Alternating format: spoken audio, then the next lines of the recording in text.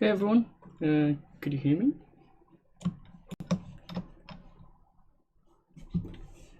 Okay, let's start with this week's sculpting, and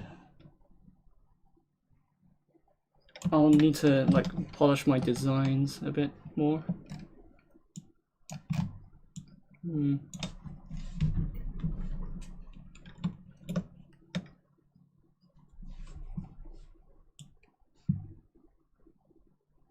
Oh, thanks.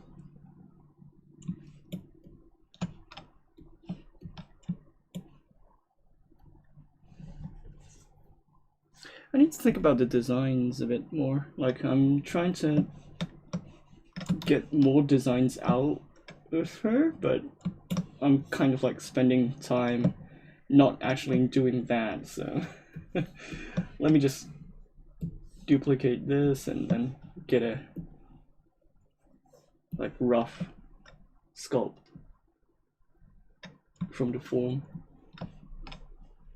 I'll just need to turn this black and then inflate it inwards, and then I just need to sculpt on this.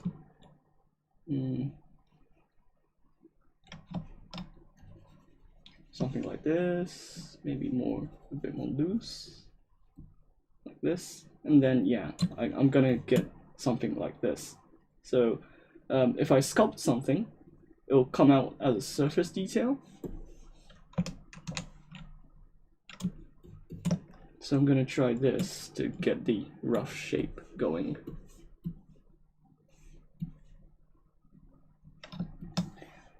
I just need to hide this jaw because it's a bit distracting.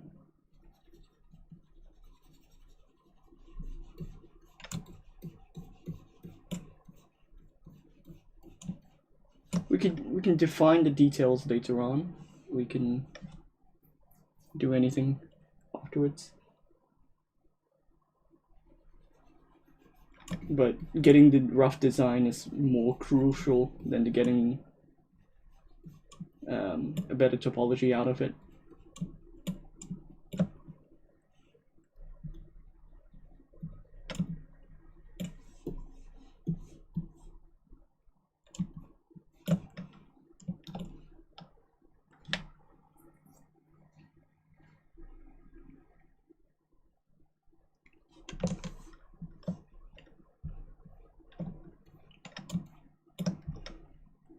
I don't remember Twitch title being bold.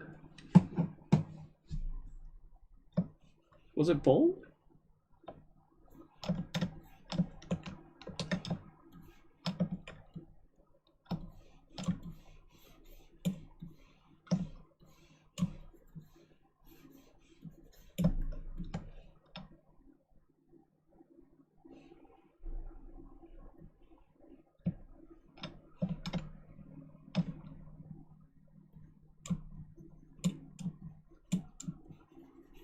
Oh, by the way, if you have any questions related to ZBrush, ZBrush Core, Japan, maybe, well, feel free to ask. I'm gonna try to answer things, but if I'm busy sculpting, I'll try to read much comment as possible. So, yeah. Interesting.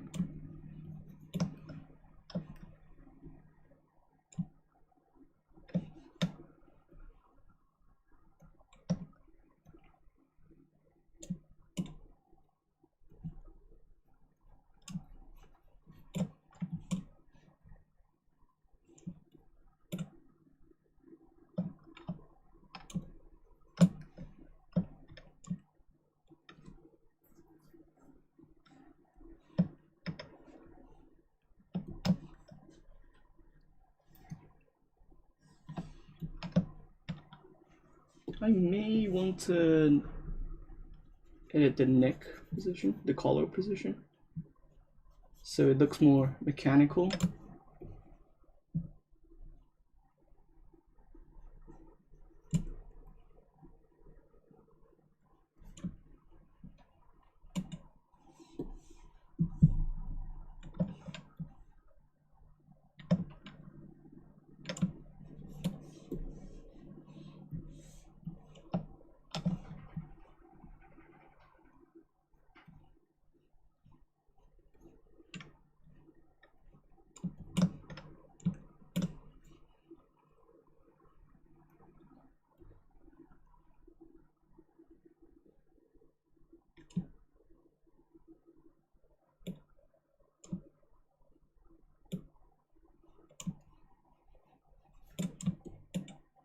Do you have a portfolio online? I like your work. Oh, thanks. I do have an ArtStation account, but it's not really populated with artwork. I didn't really touch that website for a while now. I should, but it takes a bit of time to actually render something and then try to upload it.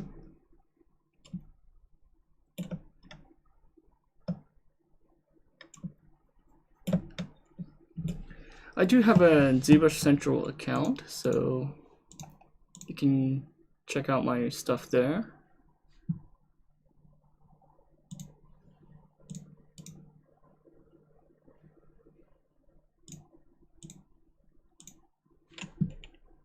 So if you look up this URL and go to gallery, you can watch all my work uploaded there. It has my recent stuff as well.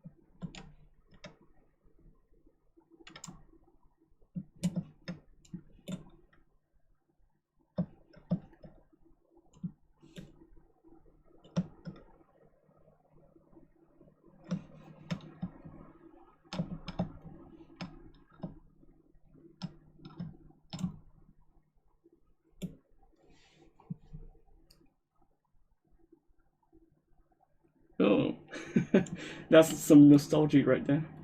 Yeah, I used to play Fantasy Star Online for a while back in those days.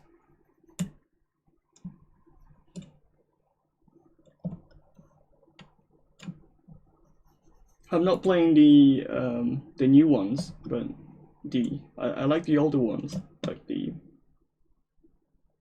GameCube era. I used to play on GameCube, and they ended their life cycle.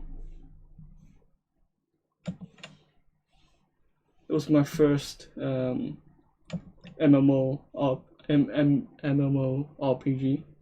that I played.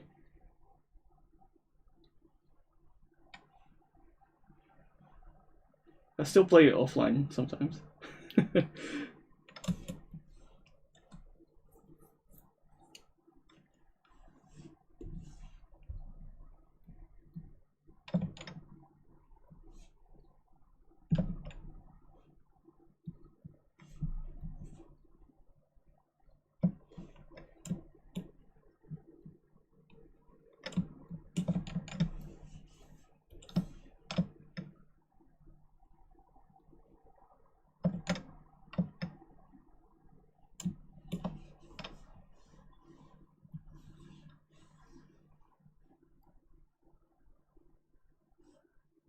I was thinking about some kind of like mask, but I don't think it really fits the design that well.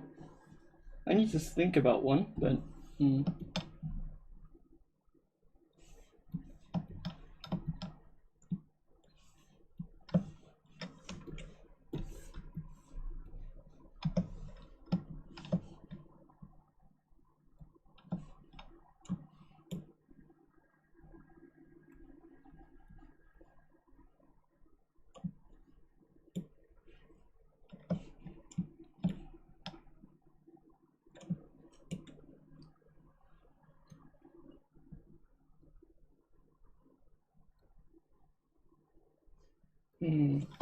let me experiment something. Maybe I want a armor, not a bodysuit.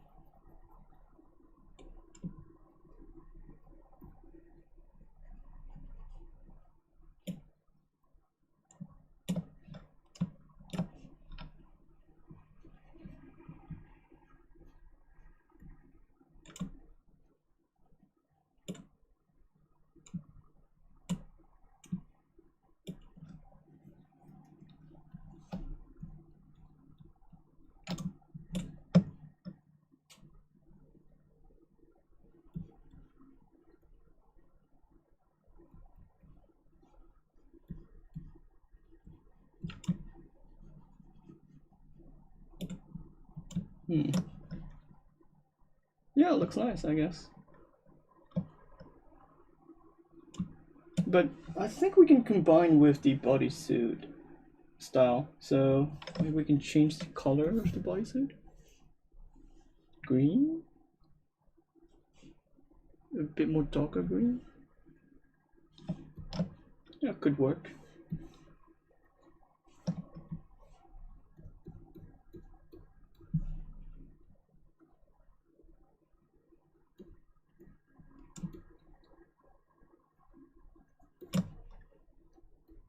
I'm trying to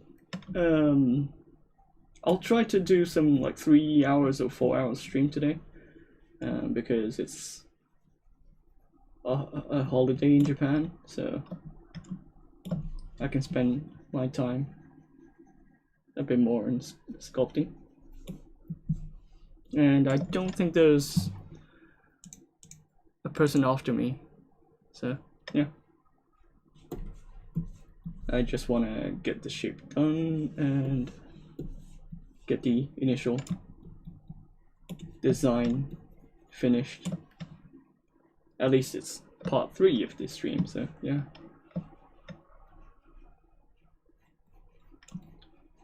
I do want to like switch to posing on the next stream and then getting the initial sculpts or details done.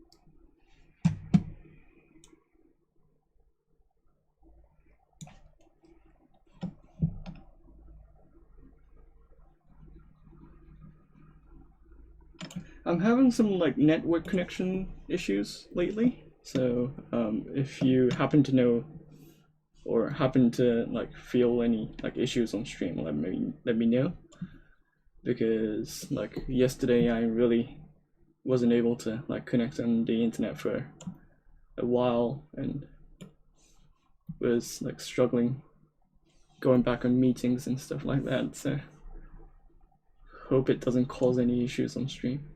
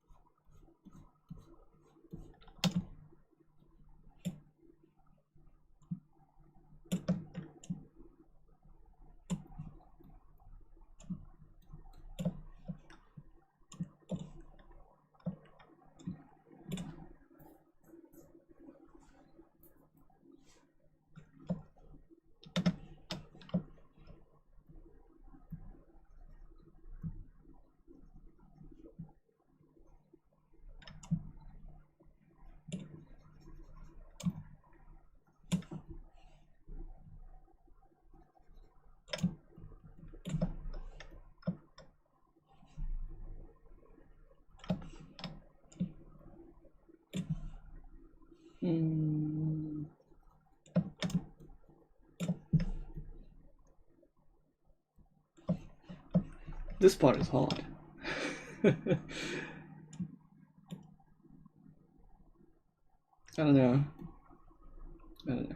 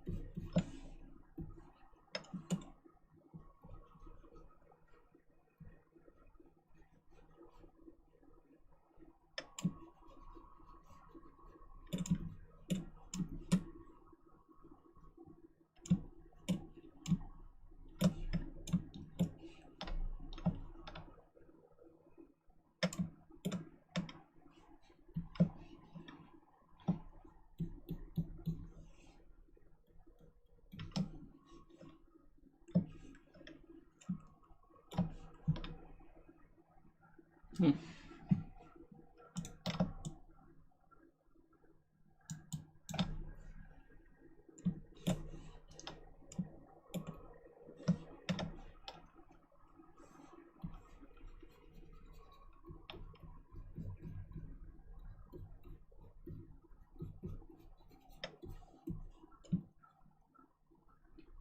I look at some like image references for like cyborgs and cyberpunk ball designs, now it's like almost like mostly about cyberpunk 2077 for some reason.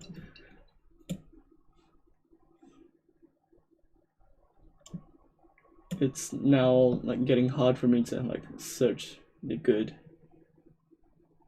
images of like cyborgs and robots and stuff, except for that game.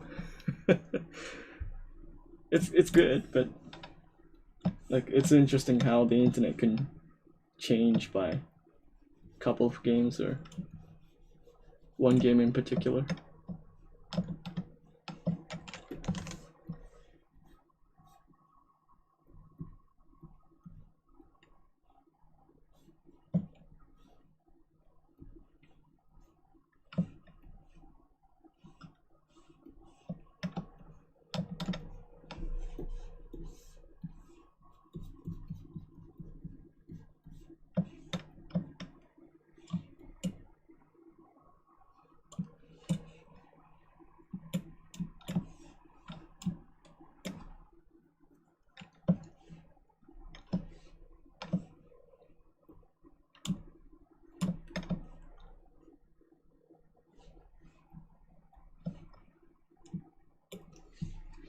I may want to put some like pipes and cables, I guess.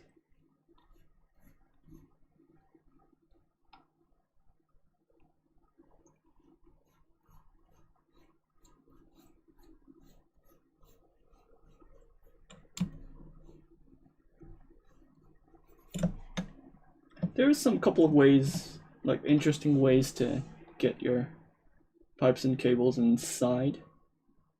So for example, if you have the curved tube,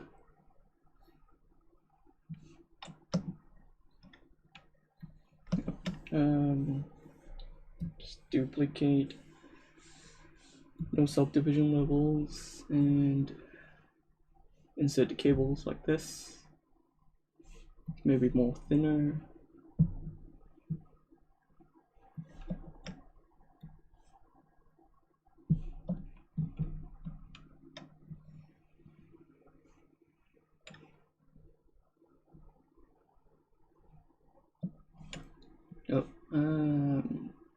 Picker continuous to Z, and then it should like follow the surface detail like this. And then if you want to move it inside, you delete the unselected mask portion.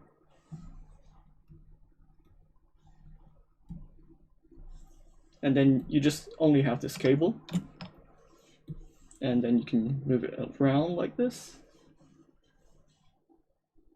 And if you want to copy, you just move it like this, pressing control. And then you have like 3 cables. So if you then go back to the original mesh that is controlling the neck portion, and then you press Alt and then sculpt, you get a cable inside of the mesh, and then you can control the details of the sculpt like this, and then it feels like the cable is inside the sculpt.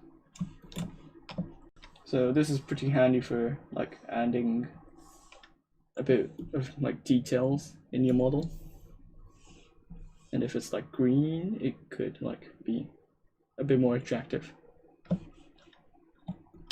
And then if you could add a couple of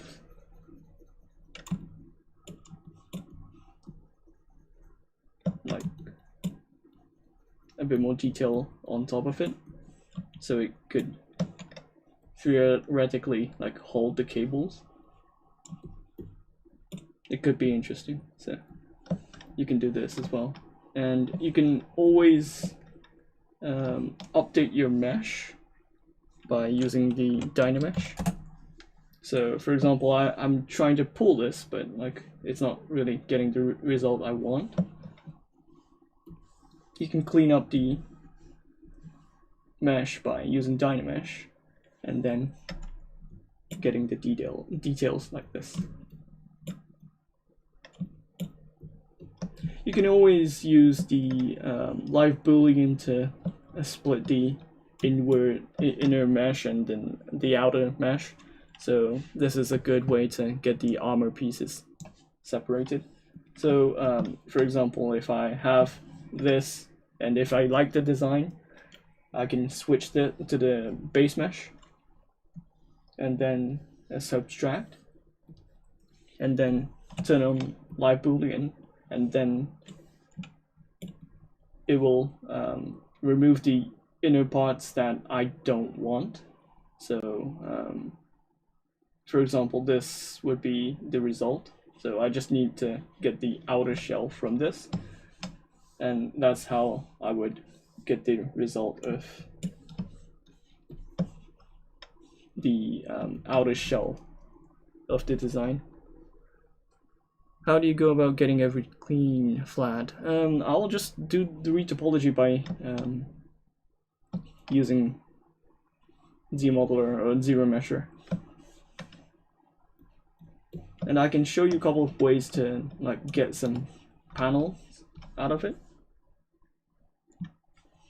So if I need a panel from the design, I can use some masking and then get something like this, right? And then if I extract it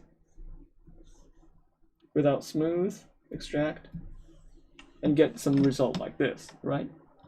It's not really clean, so I press the Control W to get the polygroups and then polish by features. And then if I mask the corners that I want to keep, and then if you go to deformations, and then if you press this like dot, and then if you move the sliders, it's gonna perform the polish that would ignore the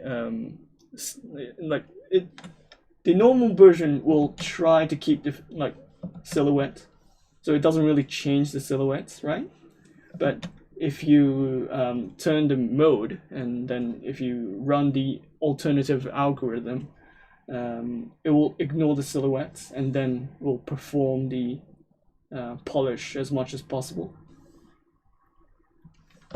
Then you get a really clean topology like this, and then you can just you can get the clean shape like this, and then you can use ZBrush to get a clean topology.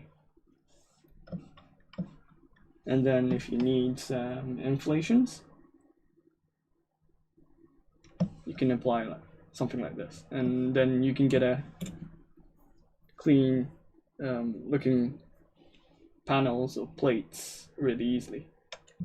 You can always go more crazy, but this is the most simple way I can explain, I guess.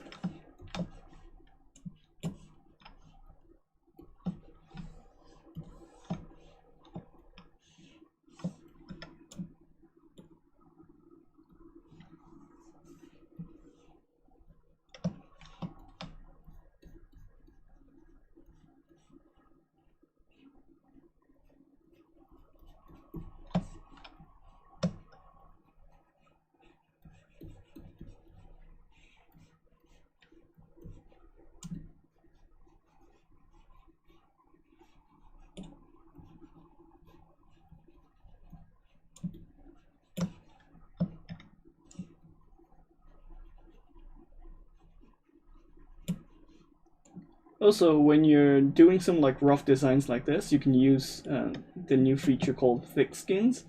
So it gives you a constant thickness for the limit. So for example, I'm having this bumpiness on the surface, but it's gonna hit the like roof,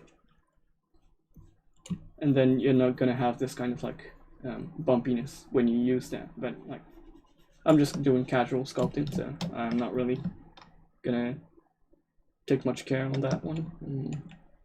I don't like the design for now. Let me go back.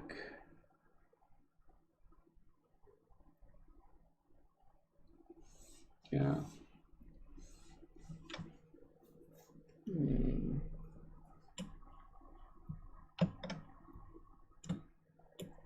I think the neck design is a bit more nicer.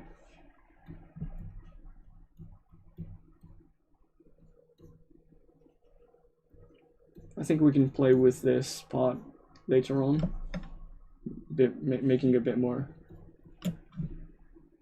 chaotic design.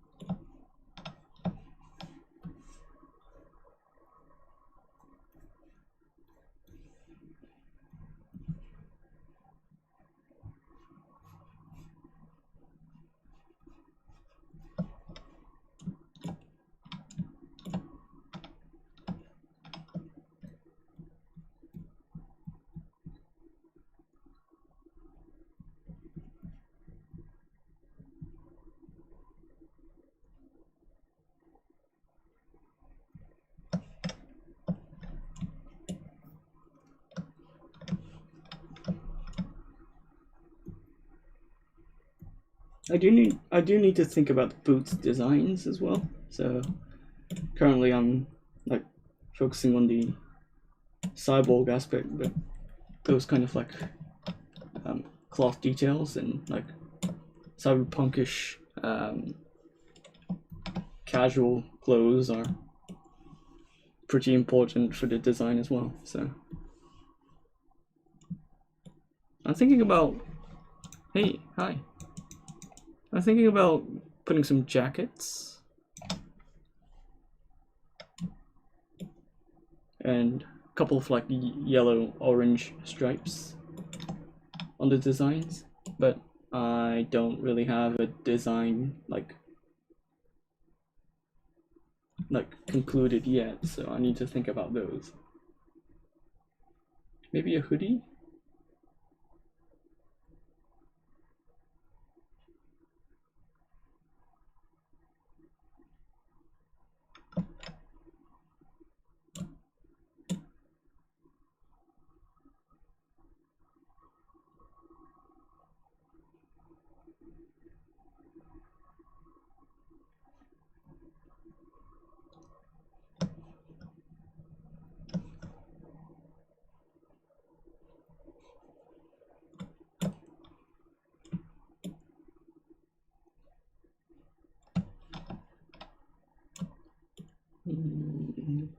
Maybe black? No.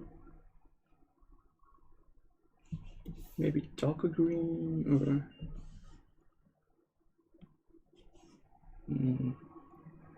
I think black is fine, but having a bit more green color to it.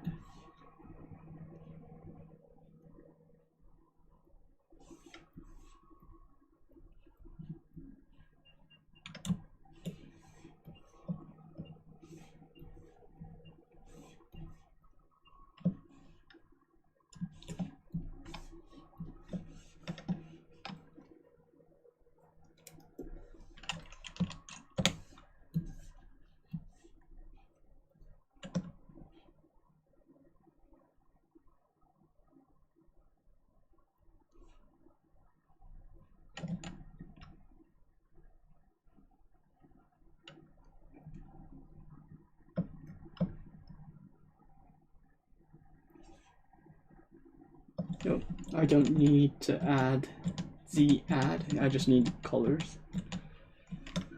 Forgot to turn it off.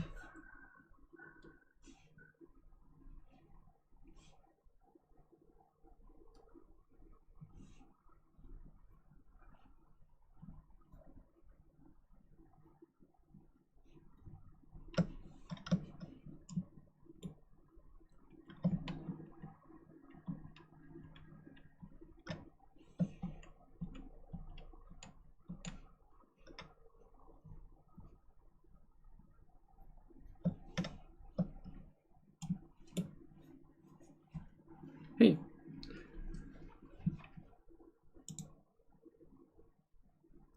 What do you think about Daz Studio? Is it worth to learn? I don't know anything about Daz Studios, to be honest.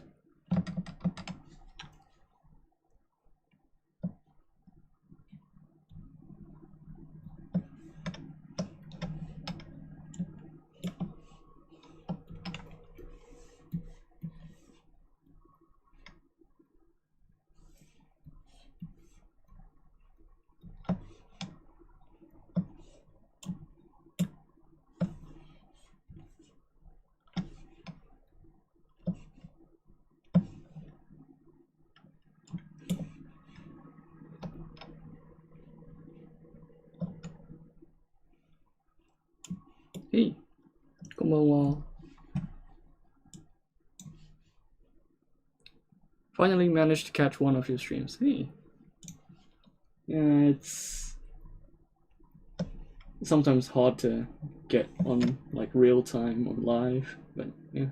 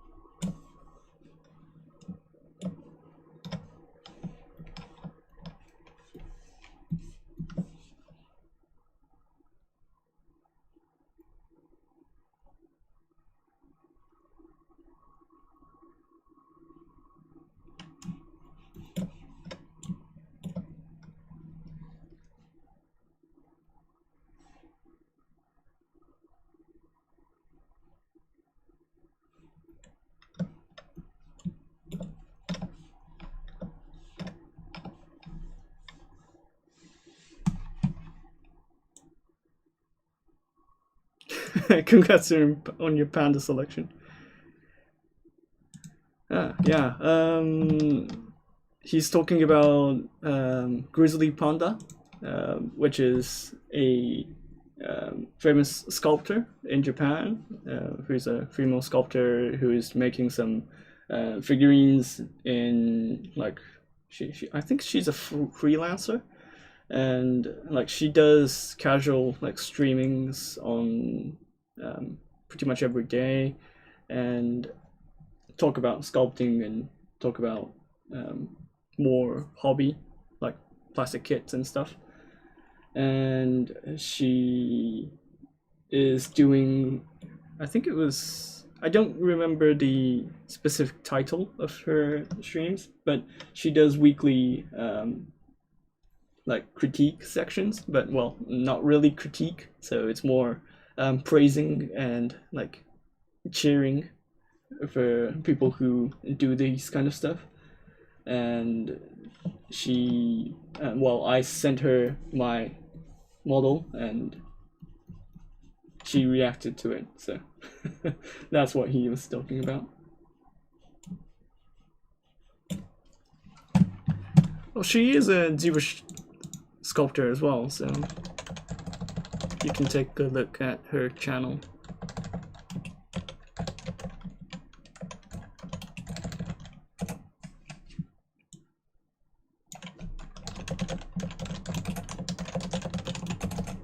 It's all in Japanese, but it's fun to watch.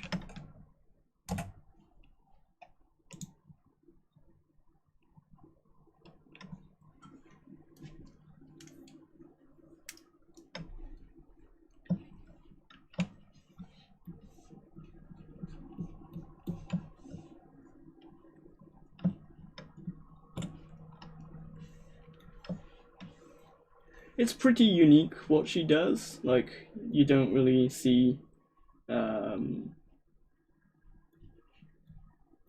like garage kit channels or figurine channels talking about other people's stuff, like talking about other people's works in Japan. Like, you see a lot of people like painting, sculpting on their channels, but not really critique sections. You usually go to like magazines for posting stuff, or you go to Twitter to post it on your account, but that's like usual stuff, right? So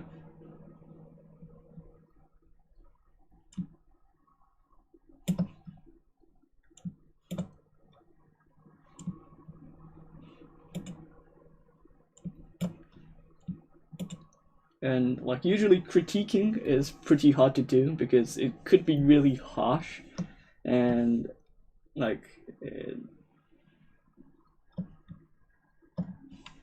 some people don't really don't just want a like harsh review. So like she's doing it for doing it so people could like casually make garage kits and get some like fun out of it. So that's the reason why she's doing that, which is a good idea. Like, I didn't think about those, to be honest, like when until she started it. So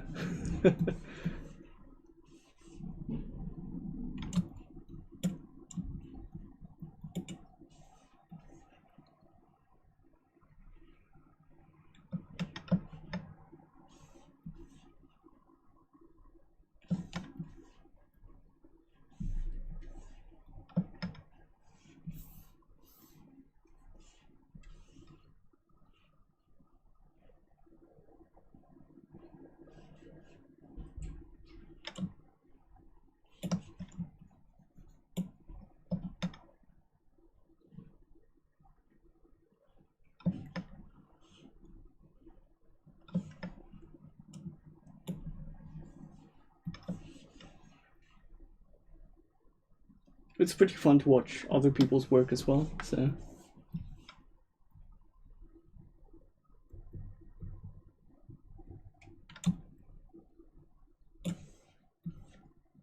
the issue with Japanese community is that they usually get bundled into like one small village, and they don't really communicate with each other. So that's a bit of an issue when it comes to like minor genre or illustration community as well. So like from the Western people, it's gonna be hard to find a good like artist, or like finding a new artist that you want to follow.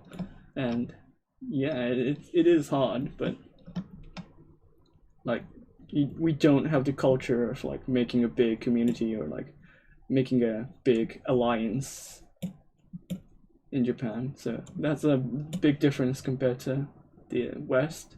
Like usually in the West you have a big community, and if you join to like one or two communities, and you get the like pretty much the feel of how to like be in the community. But in Japan that's pretty different, so you don't really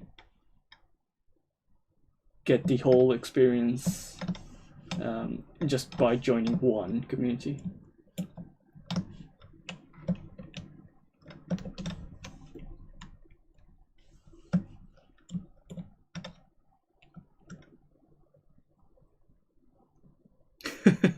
Yeah, the girl under the panda is a part-time worker, and the actual person behind it is the panda itself. So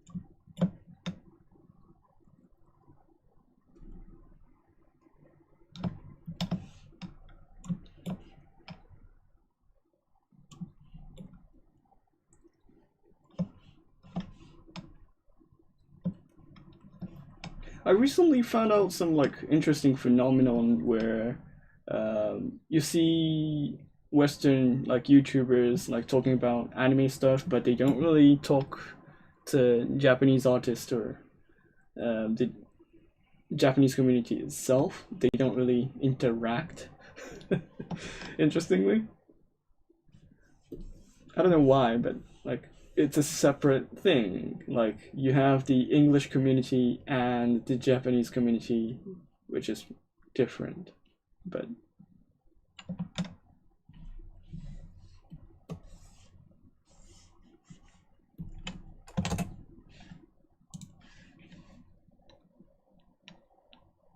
Yeah, I think the language barrier is pretty big when it comes to like talking to English speakers or Japanese speakers.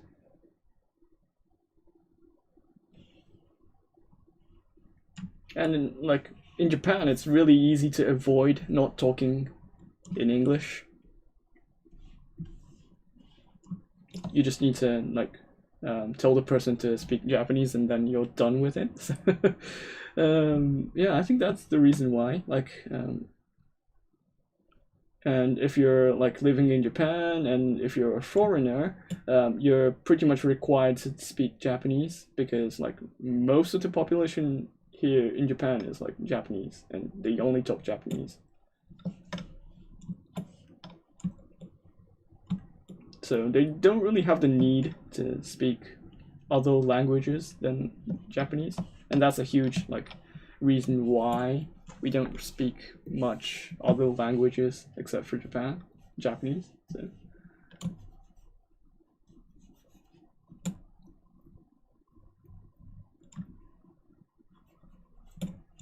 My friend in Slovenia can like speak 3 languages, but like it comes out from necessity, I believe, and Japan is like an island, so you don't really need to have that like skill to talk with other people from other countries, I guess. But they do really have the interest, so it's just that they can't speak their languages. I tried to learn Japanese in kanji land. Yeah, kanji is really hard. Yeah, I think most of the reason why Japanese is a hard language to learn is that the kanji is like 90% of the reason.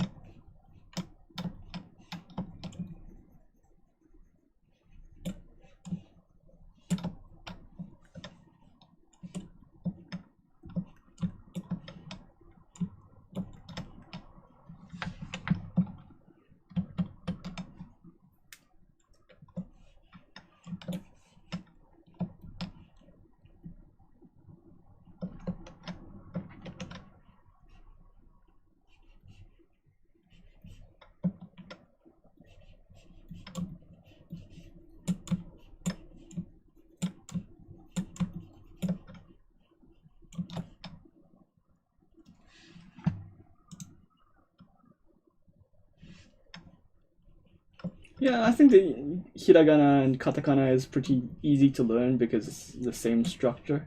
But if it comes to kanji, it's not really the same kind of like structure compared to like English or hiragana or katakana.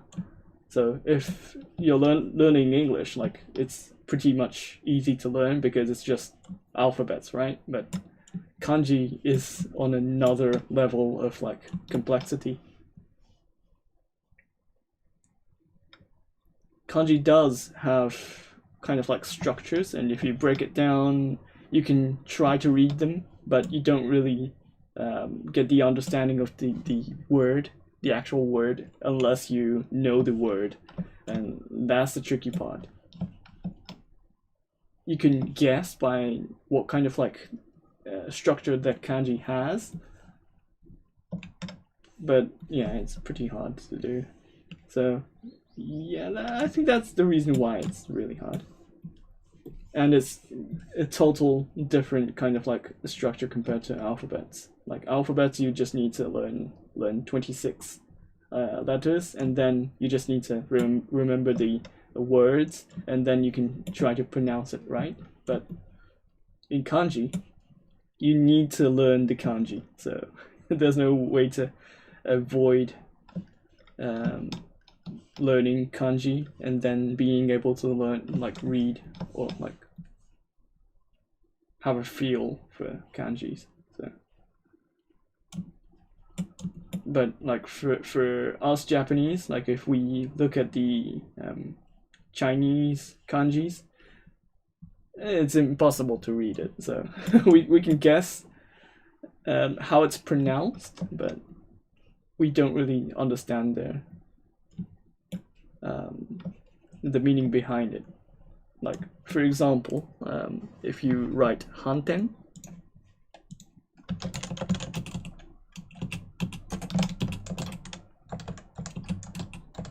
we guess it's a restaurant, but in fact in Chinese, if you write hanten, this means hotel. So yeah, this is pretty like if you go to China and then if we see this kanji, we feel it's a restaurant, and we go there, it's a hotel. There's a huge difference between Japanese kanji and Chinese kanji.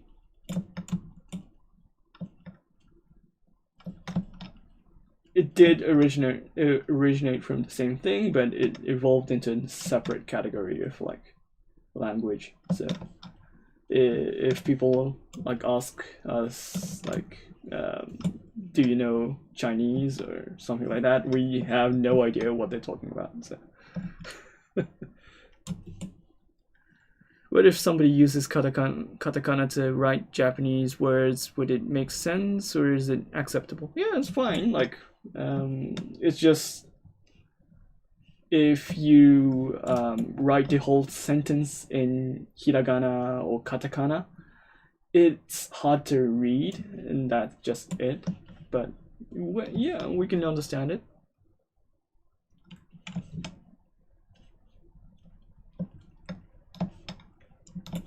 Like, even if we don't know the kanjis for specific stuff, and like we need to write in text, usually we just avoid writing that kanji and just write it in hiragana or katakana. So it's pretty much the same thing.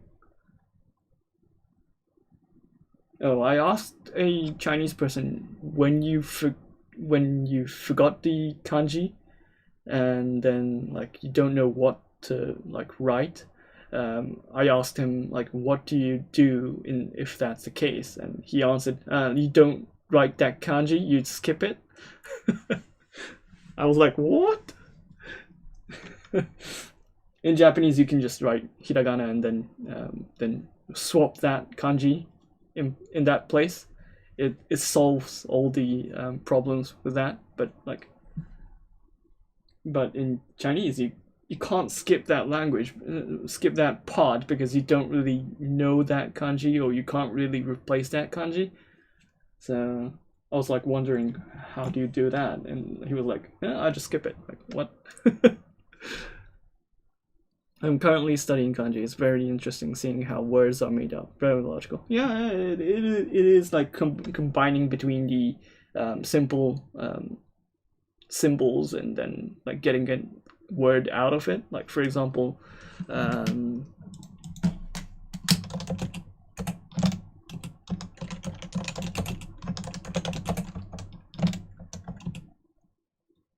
so you have this kind of like structure. So on the left you have wood, you have I think it's a forest. Well, it's more like a bush, I guess.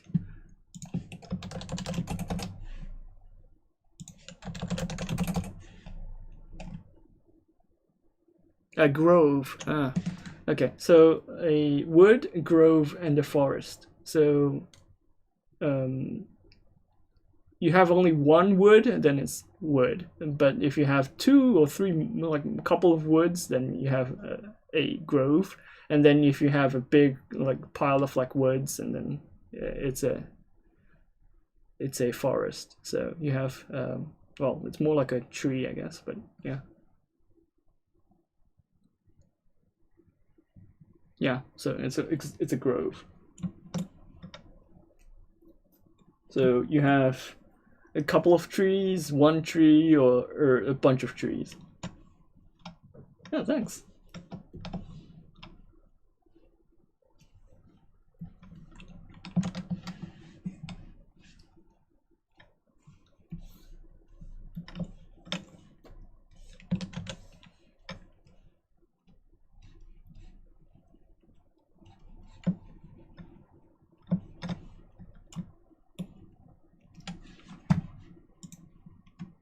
So the structure itself is there, but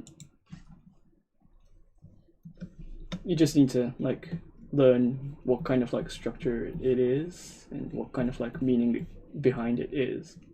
But you can like learn a couple of like interesting stuff when you learn that specific kanji. And a couple of like historical reason why it's like built like that.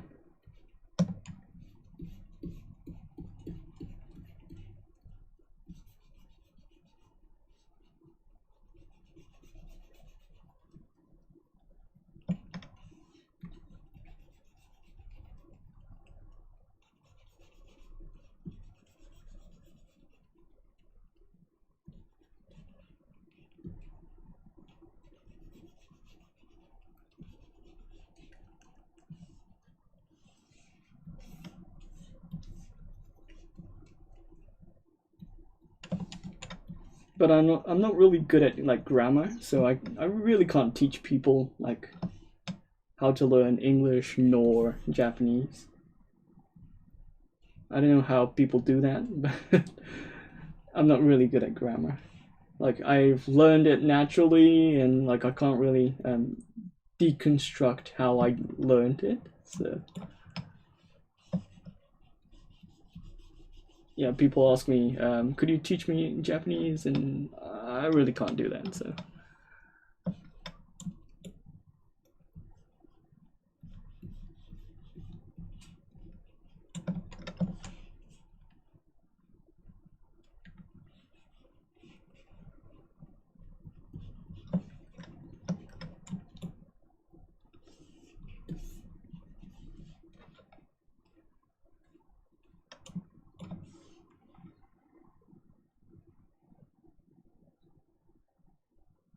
Do you model mechs or spaceships? No, that's more Paul Gabriel's like field of work, I guess.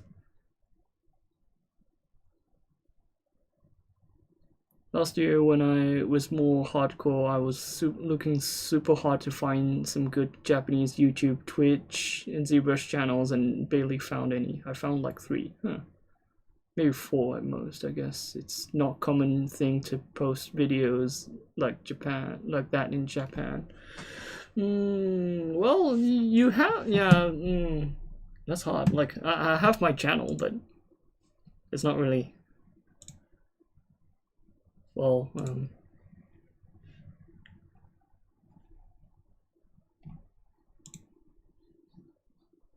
yeah, and like usually if you, in Japan, like if you have one person who's good at things and then that person is like really good at explaining things, and like people don't really see a need of a second person doing that same thing, so they usually just avoid posting stuff. So that's kind of like the problem here in Japan. Because it's a small community, they don't really overlap each other. So if you have, like, for example, if you have Sakaki-san, who is doing figurines, and then he's really good at his work, he can explain things, and then you don't really have a second person who's doing the same kind of stuff, but good at his good in his rights. But like,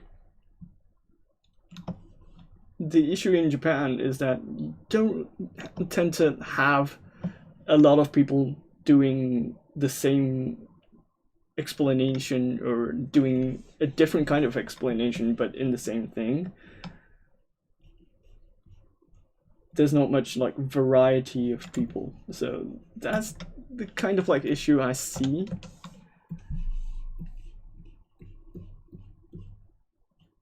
So they usually just avoid it because they don't feel it's their like duty to do it because somebody else is doing it. So yeah. Are you familiar with old Japanese anime called Kurendaiser? Yeah, I know that. Haven't watched the series, but I know the title.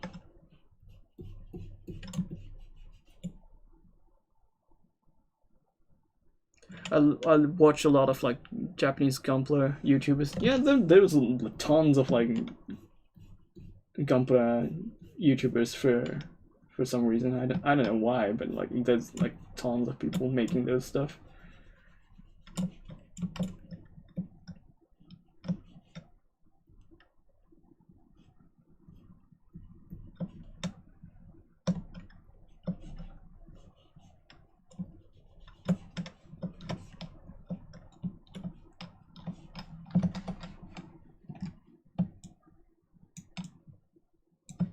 I think more people are into like making plastic kits more than like actually like doing a full scratch.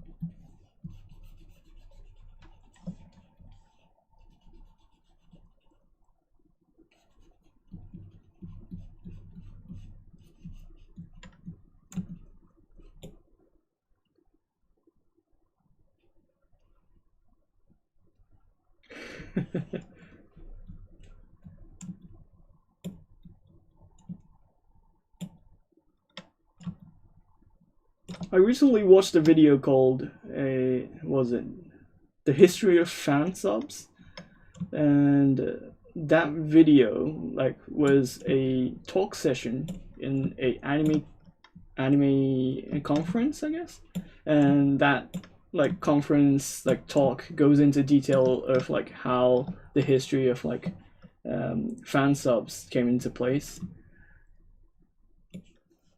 and it was interesting. Like I've learned a lot of like the history of like how the culture became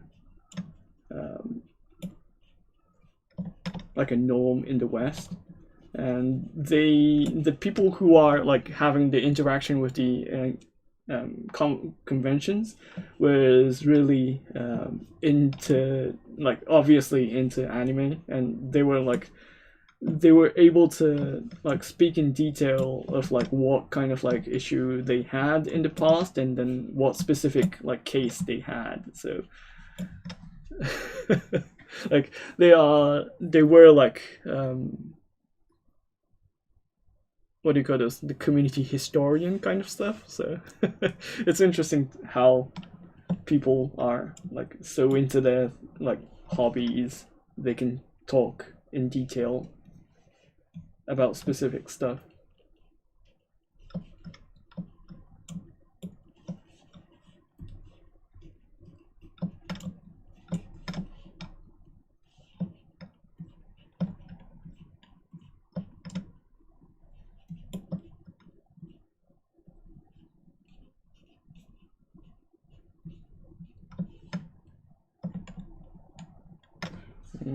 I need to think about the design.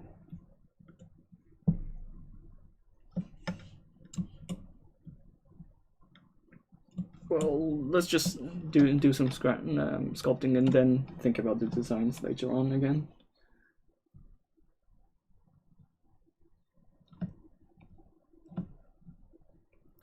Winter Wonder Festival? Well, Wonder Festival itself is like getting hammered with the Corona situation as well, so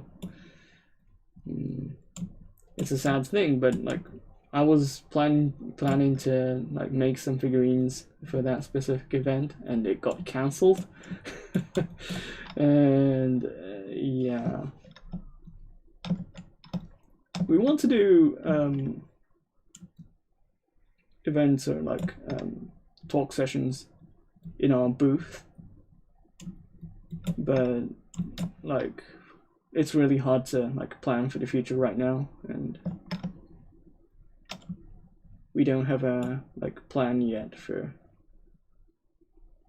like local events or like doing events in Japan right now. So yeah.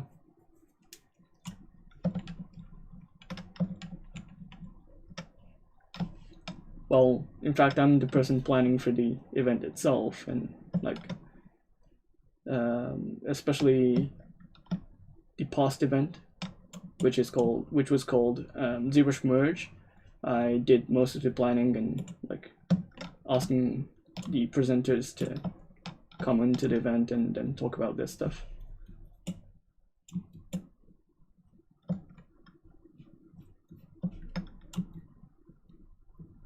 But now it's really hard to like get a place and then prevent the virus from spreading, and then we need to think about all those things, and then we only have like a couple of people working for Japanese side, so it's really hard. Like,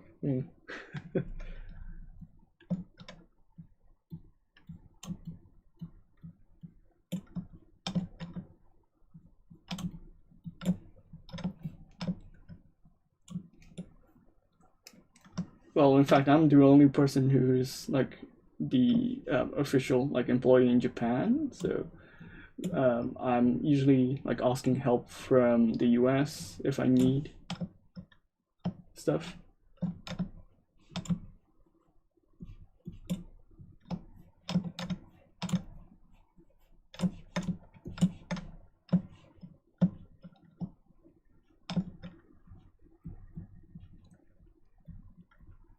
And after the corona, it's like it's impossible to like plan for the event. And like if you look at other events who did the planning for like the event for like 5 months or 6 months later on, the event got cancelled or like delayed, and then they need to pay for their like cancel fees and stuff like those. It's rough, so yeah.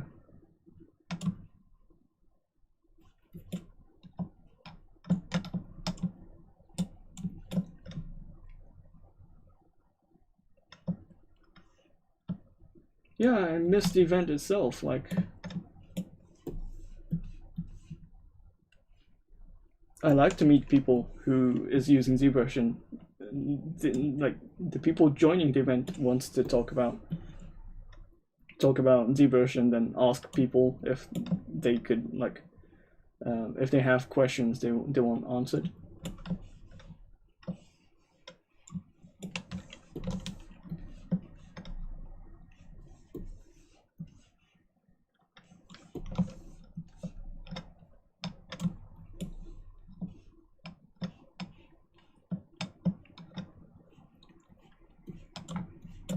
Yeah, all the sessions from like the 2017 version of Merge and 2019 version of Merge, it was all like all good. Like the presenters did a really good job like showcasing ZBrush.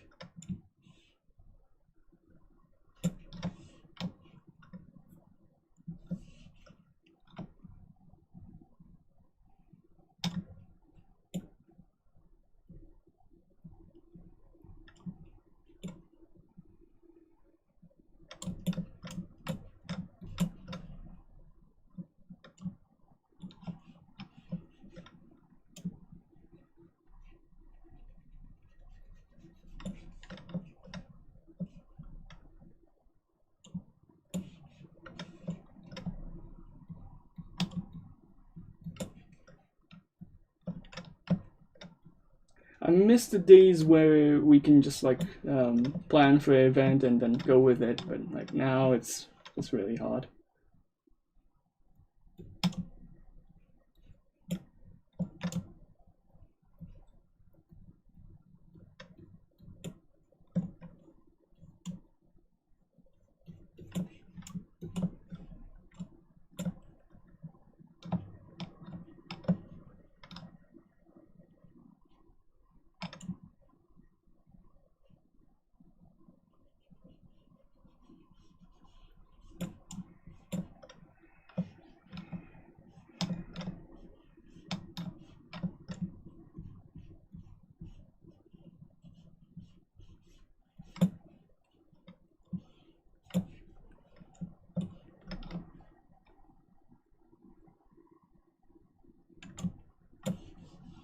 Yeah, it's not the same thing. Like you can like meeting in person and talking in person, like having a gathering.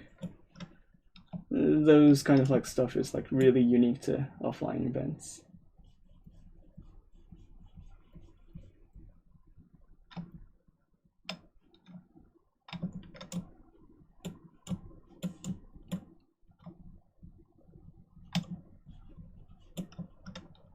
But it's a huge risk now, so I know we miss it. Like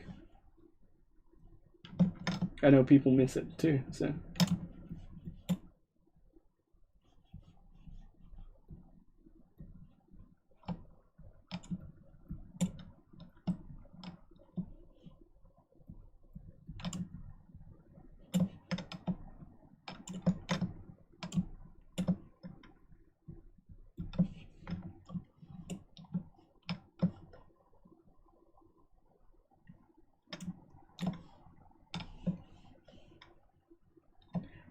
Well, we never know.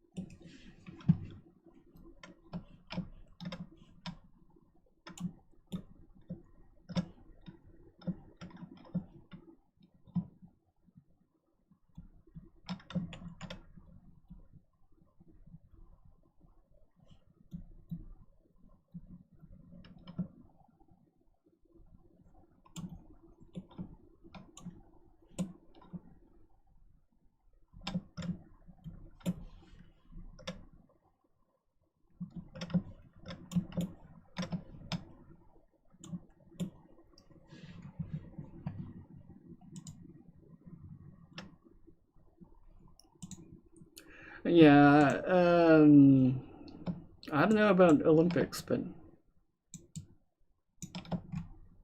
they say they are planning to do it, but I'm not sure if that's a good idea or not.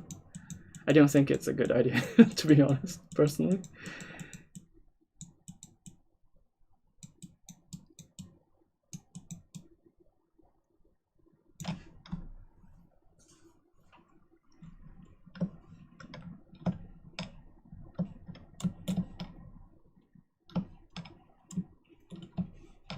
I know they spent so much money for infrastructure and all those kind of like preparation stuff, but I don't know if it's worth it anymore. But the country itself can't decide on like to do it or not, because the government already decided to do it, and it's now on like IOC's hands for deciding if they are gonna do it or not.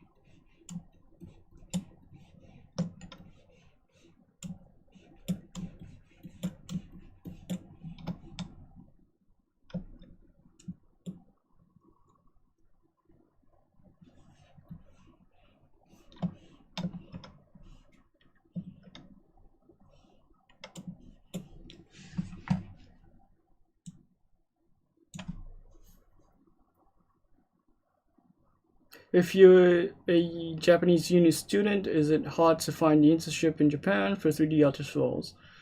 I don't think so. But you need to have some like portfolios to actually apply for the internship. So,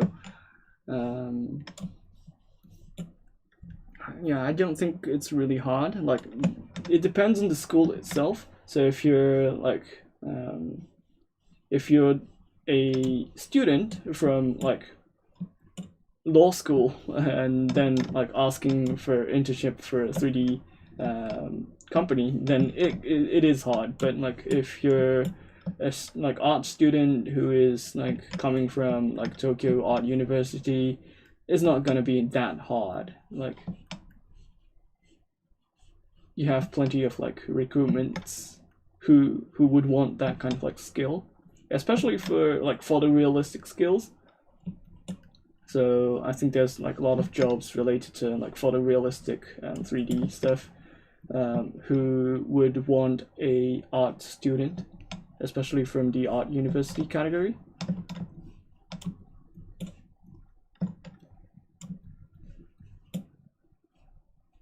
But depends on your location as well. So if you're like living in like Hokkaido and there's not much like 3D companies around that area, it's gonna be a bit hard to do. But if you live in Tokyo, you have like plenty of like choices.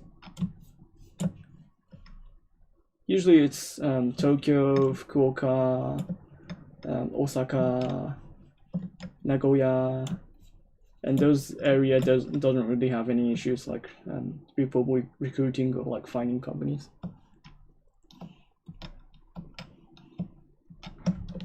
And it depends on your skill as well. So yeah, I think one of the hardest things in Japan has got to be the names and kanji. There's a lot of like easy names that have common kanji readings than they are the hard ones. Yeah, like for example, my name is Daisuke Narukawa, but like it's usually commonly read as Narikawa. So you have people calling me Narikawa, and then other people call me Narukawa, which is the correct way to pronounce it. So you have those kind of cases as well. So you have the hard way of reading, or like uncommon way of reading, and then you have the like pretty common way of reading, and you get the same kanji but read in different kind of like reading. And you have another case which is using more complex kanji. For example, you have Saito-san, which is common to have a lot of like way of writing Saito. And like if you make a mistake, it's like not like polite to do that mistake. So it's really like hard to get those kind of like names and like kanjis correct. You like pretty sure you're gonna make them pretty angry if you make a mistake. So, well, if you're a foreigner, you have the foreigner advantage. I call them foreigner cards, but like you can use them to your advantage. But if you're a Japanese guy living natively, and then you can't do those kind of like small mistakes. Yeah, those cards.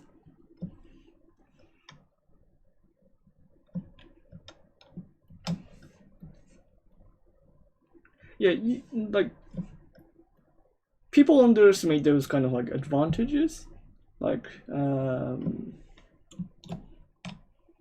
if you're negotiating to a company and they know you are a foreigner, they'll like try to be really polite, and then you have the advantages of like getting away of like couple of like requirements, or they'll try hard to be able to make your wishes come true.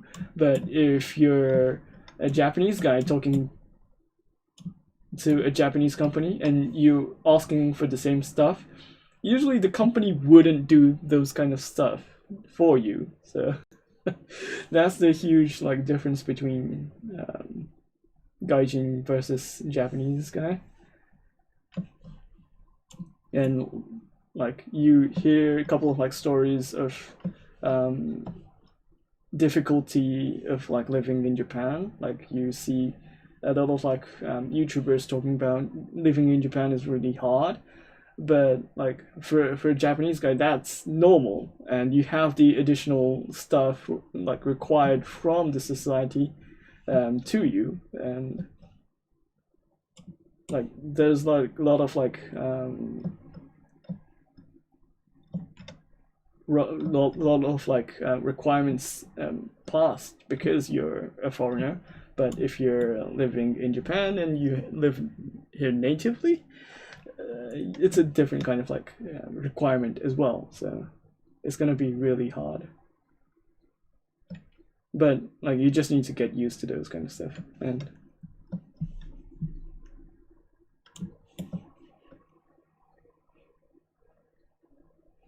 I'm like you guys really don't know the whole story. Like like when I see people complaining about the how hard to live in Japan and a lot of requirements and stuff like those, and like I'm like, oh boy, you don't know nothing.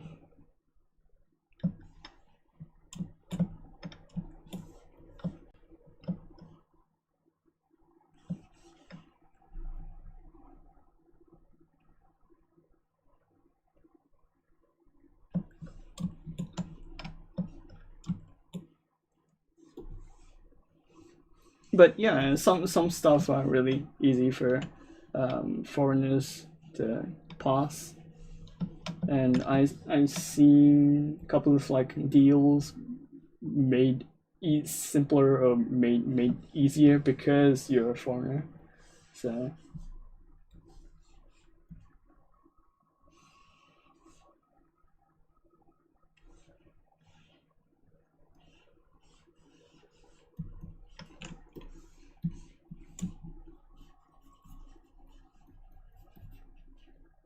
and usually like generally like you get a polite like reaction from a Japanese guy, especially if you don't speak their languages. If you don't speak the Japanese language, and then like if you seem to have a trouble, you get really a different like kind of treatment, I guess, compared to a person who is like totally capable of like talking Japanese and then like being a jerk to that person. It's a different kind of like experience, I guess.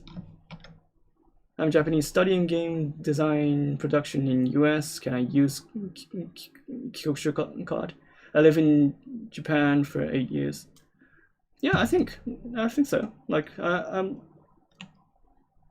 and like 8 years is a pretty long time. Well, no, I only lived in Japan for 8 years old. 3 years old. Okay, 3? No, 8? Oh, that's a different person. Okay, so 8 years. So yeah, you can use the Kikokushu card, but like but you need to be able to speak Japanese, at least. Like I had more difficulties than like having the benefit of like using the Kikokushu card, to be honest.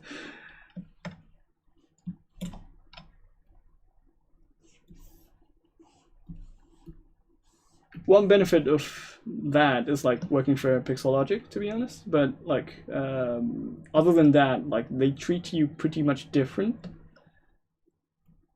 Like they'll say that you're not Japanese, or like you don't really understand the Japanese culture. Even though I lived in Japan for like 10 or 15 years now, but for them, you're pretty much an alien. So that's the difficult part of like being, or like being like having the experience of like living in foreign countries. They don't treat you the same, so that's my experience so far, to be honest. So I usually just recommend them to like work for a US company or an international company first, and then come to Japan with that like with that job experience. They will treat you differently, like compared to a like uni student who is like who's looking for a school, a job in Japan. But like if you have the experience outside of Japan and then coming with that like professional experience, it's a total different story. So hey, hi. So I like if I talk to a student who is looking for a foreign company who wants to hire a Japanese person, and if they have the skills, I'll just like recommend them to do that and like stay there for a while and then come back to Japan after they have those kind of like professional skills. The pay is different and they will treat you differently, the job position will be different, and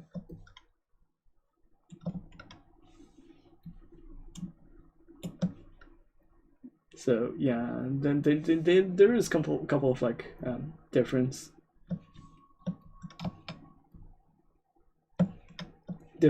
treatment between those kind of like factors.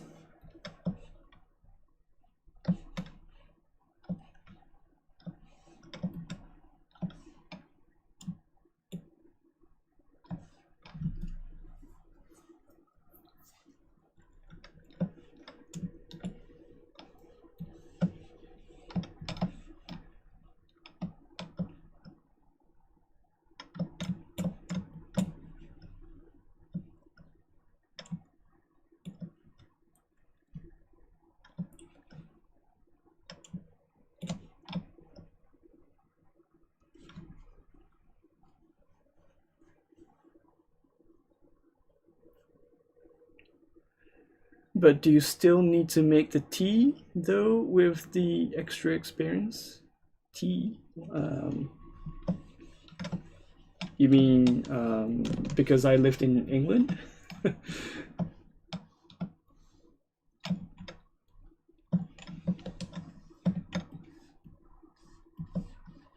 Oh, by the way, I love tea, by the way. But I can't really drink hot stuff. So I need to make them cold before I drink.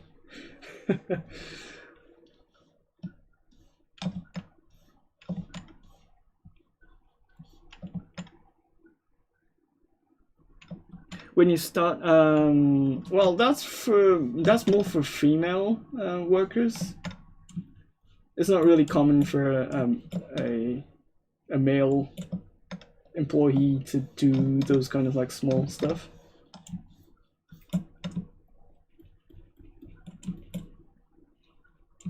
Well, there is a couple of categories. Like if you're working for a like HR, like human resources department, then you might do those kind of like small stuff. But like usually it comes down to like I'm not being like sexist or like it's just how it is. So there is like different kind of like job required for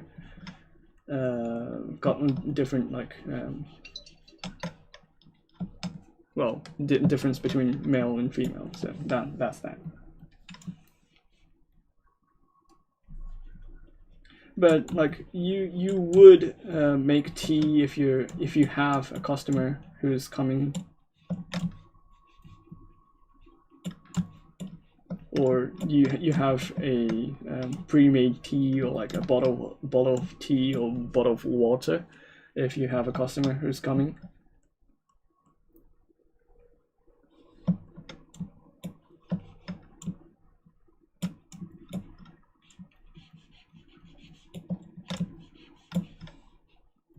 There was a couple of like benefits to that, like specifically, to be honest, like you didn't really get a huge like requirement in the job, like you were only doing some like small task on the job, but you were paid pretty much as the same as the male worker who is doing like some of the hard like decision making and stuff like those. So if you were not a hard kind of like worker who's like who wants to do the hard decision making and like event making and stuff like those, it wasn't that hard to be a female worker, but you were required different kind of like job requirements and job tasks to accomplish. But it is kind of like changing nowadays. Like I don't see much like a difference in requirements for the job recently.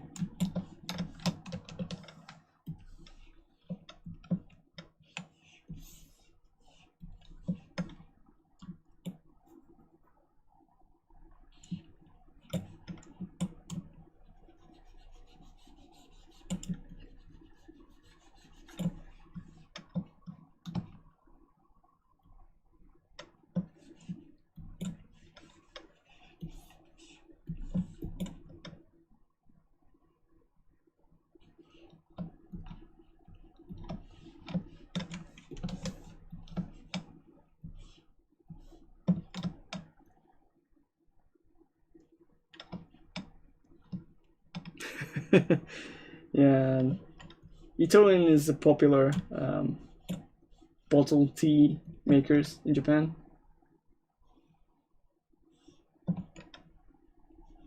To be honest, like I miss the Fortnum Mason teas from US. No, from England.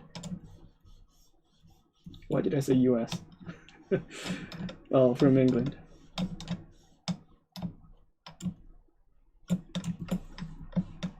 I used to drink it like pretty much every day, but now it's a bit like expensive to drink those teas.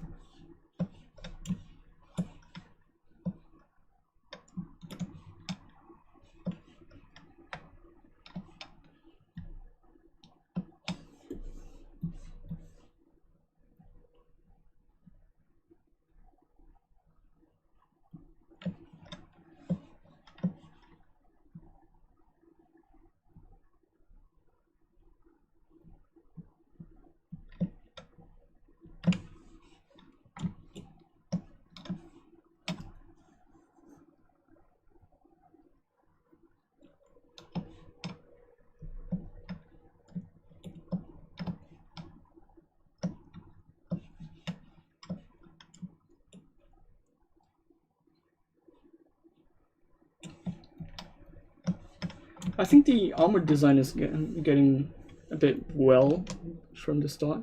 Like, I didn't have any like idea of like how to get to this point, but like it's coming along well.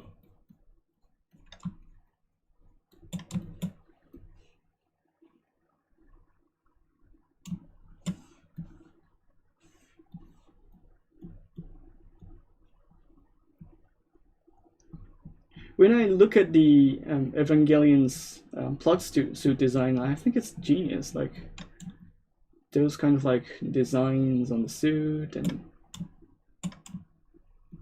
they did have like a couple of suit design in that era, but it's pretty unique to that specific anime. So.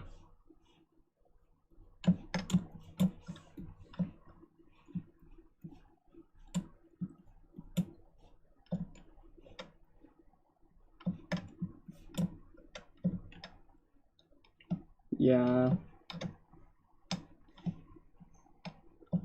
well, ever getting delayed is like not really not common, so it's always like that. So I'm not really surprised.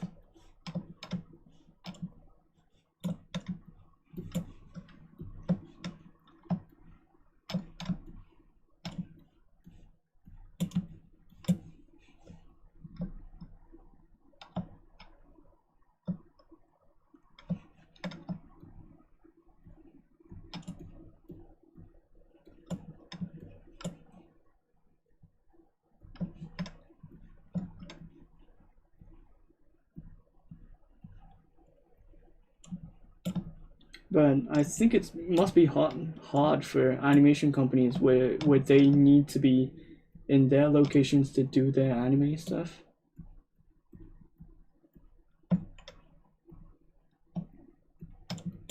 I know a couple of like game development companies who are working from house and then being able to do the same thing essentially. But I think animation is pretty hard because they need a couple of like people who needs to be in location to be able to coordinate to each other.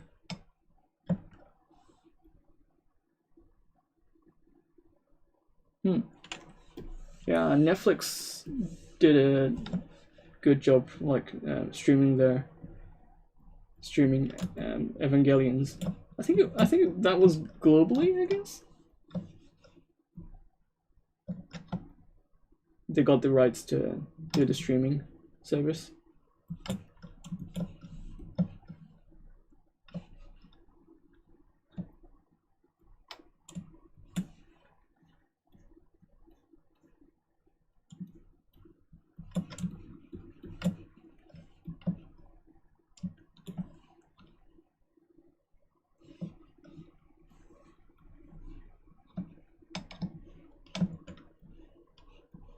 It was a big deal in Japan too. Like Evangelion's streaming would be usually just like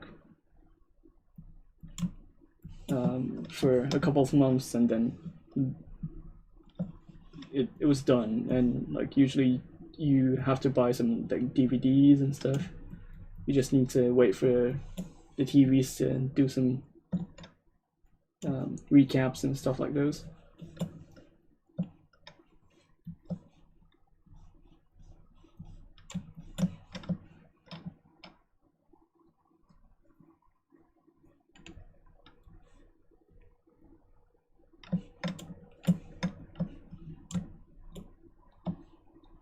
Hey, hi.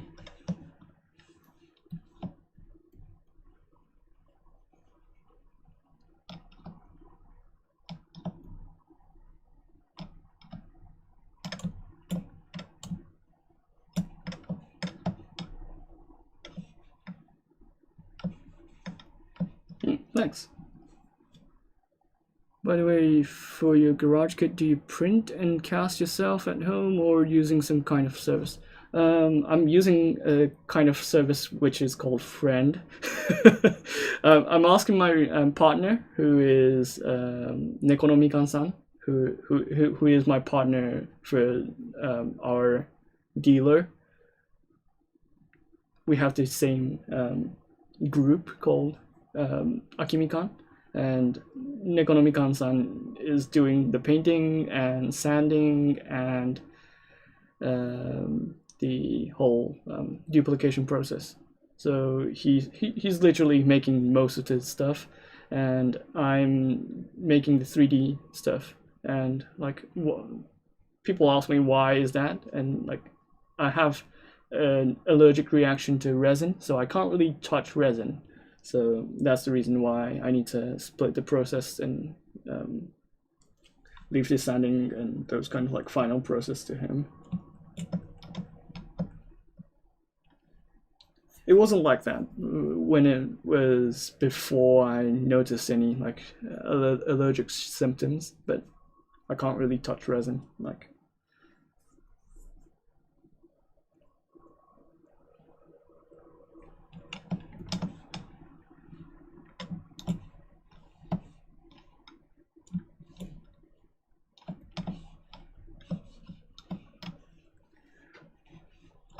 Well, I basically gave up before, before I was able to do some sculpting, or like before I noticed I could sculpt with ZBrush. I pretty much gave up on the concept of sculpting figurines. But after I met ZBrush, and then I was able to do the sculpting again in 3D, so I don't really need to touch the resin or the material itself.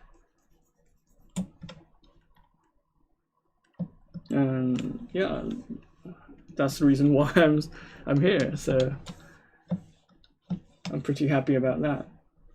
Like, I'm now able to sculpt and then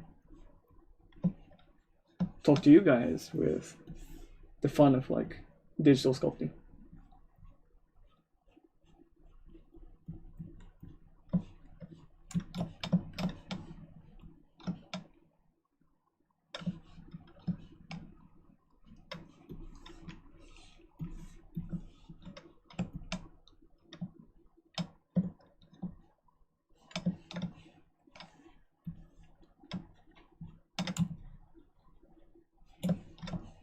Well, there's a couple of services I know that you can ask for duplicating, or doing some professional duplications. Like, for example, they would make you a silicone mold, and then you just need to pay for them to get the kits. But that makes it really expensive. Like, the silicone mold process is really expensive when you consider the one kit per cost would be I think it was plus 5,000 yen per kit, and usually that's the average.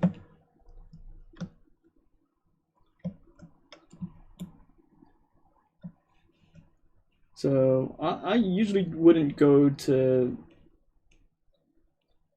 duplication services unless I don't have any other choices to do so.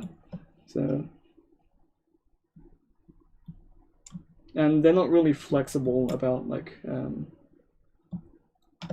what kind of shapes or what kind of things they would accept.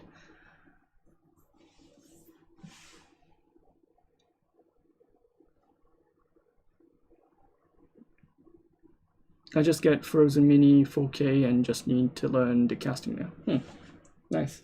Yeah, after you learn how to prep your model for 3D printing, you just need to learn how to do the casting and sanding and so on. But those kind of stuff is really handy when you want to do some other things as well. So it's not just making figurines, but you can use it for plastic models or kits, or actually making some garage kits and stuff like those.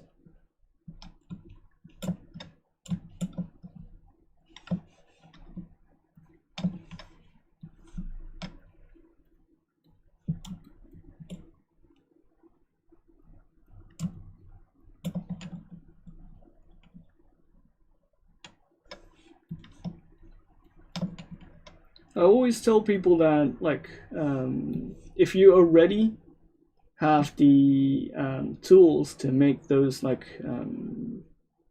garage kits or plastic model kits, nothing will be wasted when you're just buying a 3D software and starting with sculpting, or buying a 3D printer and then printing out your models. Nothing is wasted. You can use all the tools you have already.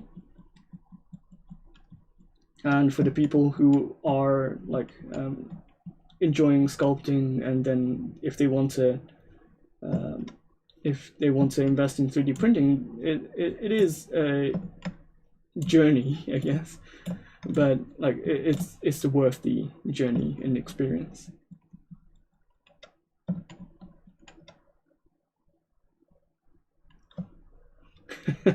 Yeah, exactly. Like it feels like you're playing Skyrim and you don't really have the experience points of the levels to upgrade your skills to max.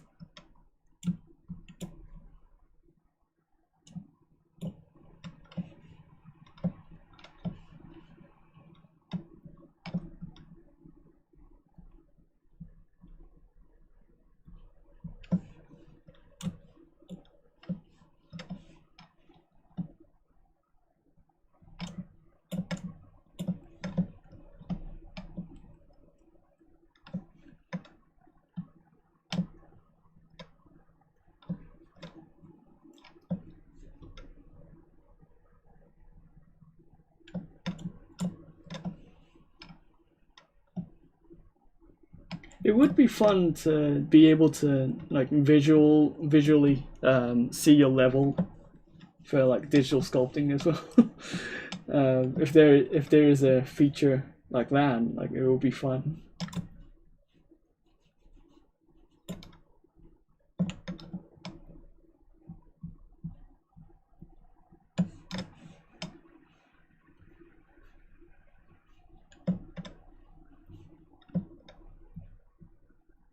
I think it would be fun for like casual people, but like if they get really competitive, it's gonna be really annoying, I guess.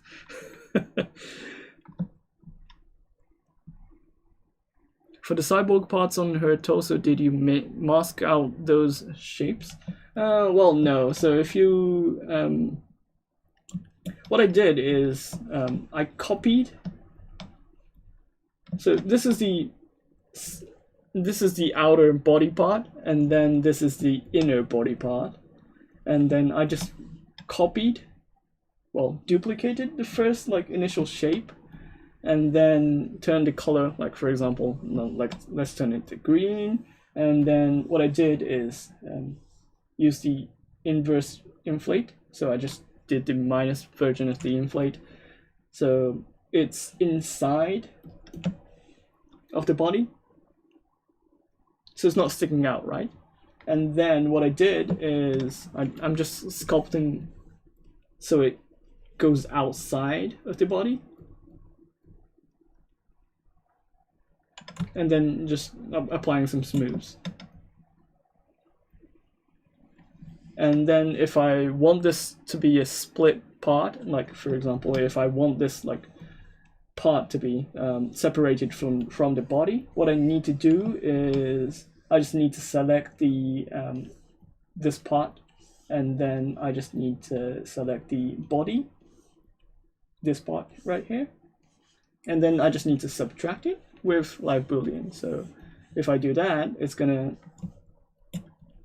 split the model like this, and then I can just like generate a shell from this one. So if I make a folder called armor, and then put the necessary parts, and then use boolean folder,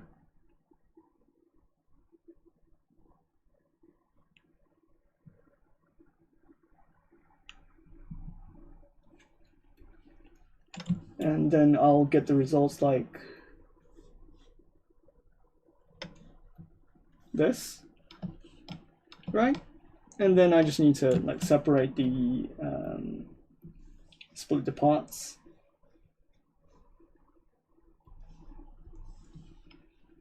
and then I can just have those individually. So if I just need all the parts on the back to be black, I just need to paint it in black and then do the polishing from here. So that's how I would do my stuff. This is really nice for hard surface details that you want to sculpt and then think about the designs first before you just jump into like the actual like topology or the shell itself. So you can experiment, you can sculpt back and then like just smooth it.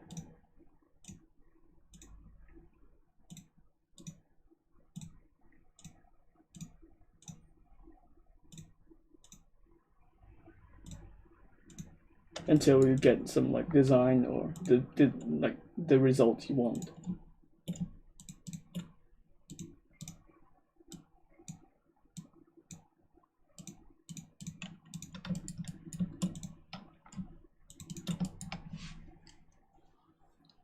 Are you using 4K monitor and why? I'm using a Cintiq, so that's the reason why I'm using a 4K.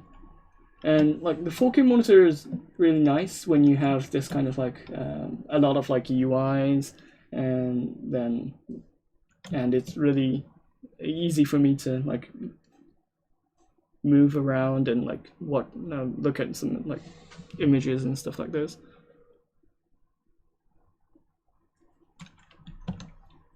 And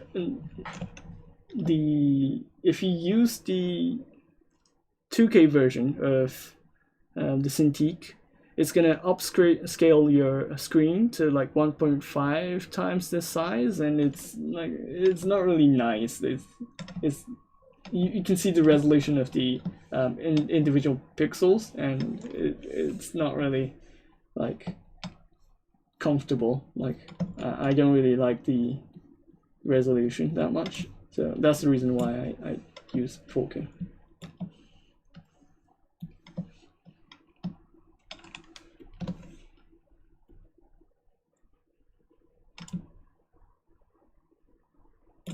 When I sculpt with my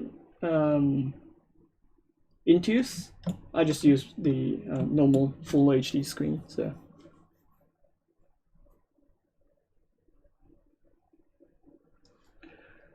I'm not familiar with a specific name, but yeah, I'm not sure if there's a specific name for this, but yeah.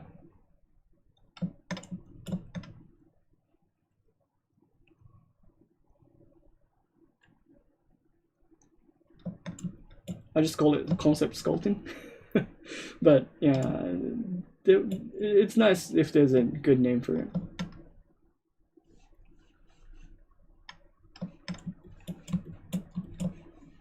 It's handy for like hard surface and then doing some concept designs.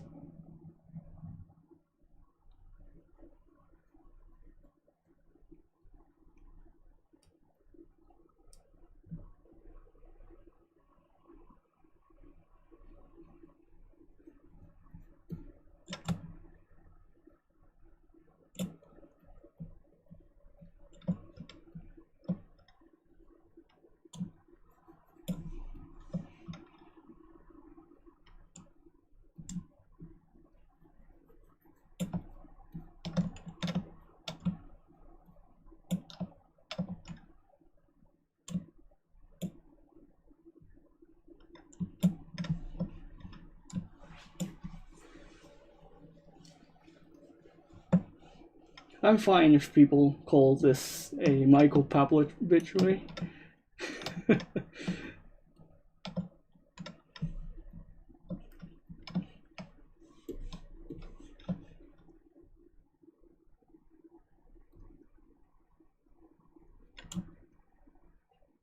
But I do think a lot of people are using this kind of method to actually get the designs.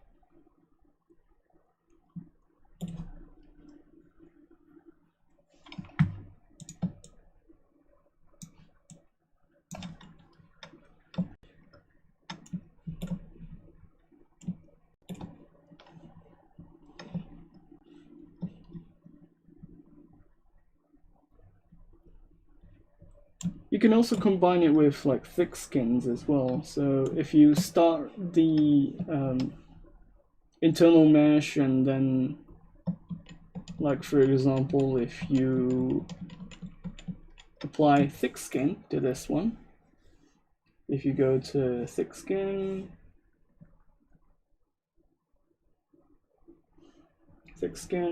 apply thick skin, and then if you adjust the sliders, maybe 30, 35, and then if you start sculpting, you are able to sculpt until it hits the roof. So the roof is here, I guess. Yeah. Let me just adjust this to like 50 or 60, I guess. Would be easy to see. So you can sculpt up to here, and then you have the roof. And then if you like smooth it, it's going to be easier for you to keep the same level with other parts of the model. But if you adjust the sliders a bit, like for example, if you up the scale to 90, you can add more details on top of it as well. So you can do this. So this is really handy for leveling your surface details in the same level, and then tweaking them afterwards if you want more detail, or if you want more inner detail as well, you can do that.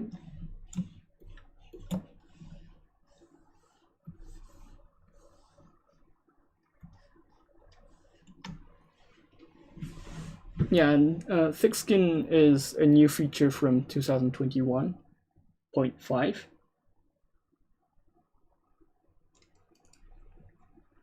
It's really fun to use. Like for example, if you want to sculpt a skin detail and then you don't want it to like dig too deep, you can turn on the thick skin and then like sculpt inwards, but it's gonna hit the roof, hit the limit here, so it's not gonna dig too deep. So you can do some panel lining like this, and you can also remove the panel lines if you move this to like 0.00, well, pretty much 0, and then if you sculpt on top of it, like you're gonna remove the details you just sculpted. So you can do this as well.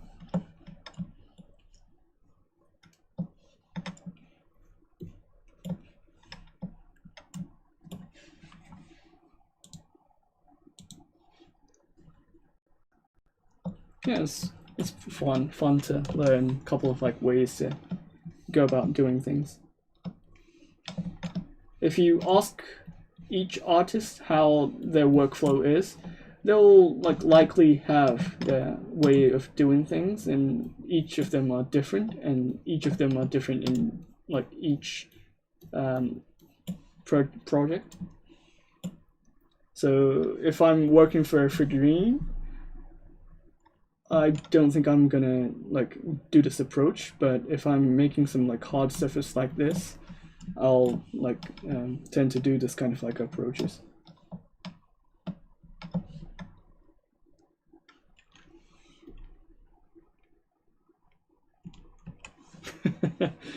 Yeah, like it's constantly learning.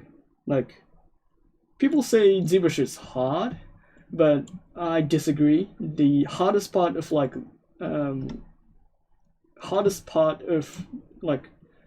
the software is not the software itself. It's learning how to be good at stuff and making geometry and making sculptures and being a good artist. That's hard.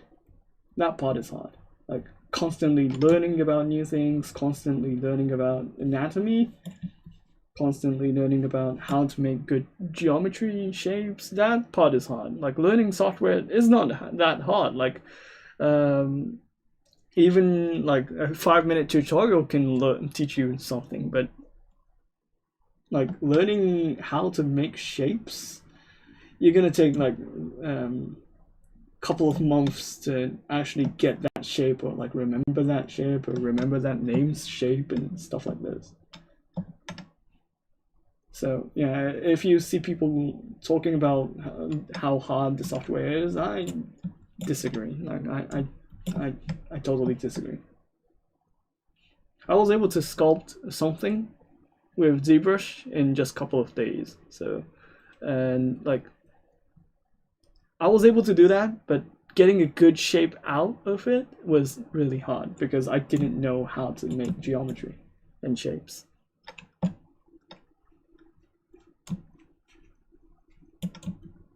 And you learn so much out of it as well. Yeah, fundamentals are never-ending stories. Yeah, like if you talk to a person who have used like ZBrush for like close to 20 years, they still tell you there's like so much to learn. Like I'm like, really? Really? And it's not that they don't know the features. It's not like they don't know where the buttons are. It's not like that. It's that they don't know yet how to get a good like shape out of it from just a sculpture point of view. So that's the reason why like a lot of like artists still watch other people's tutorials and ask good questions, and like some people watch other like masterclass artists and ask some basic questions, and like I'm like, why are you asking those kind of like questions? You already know those kind of like answers, and they are like, I don't know them, like like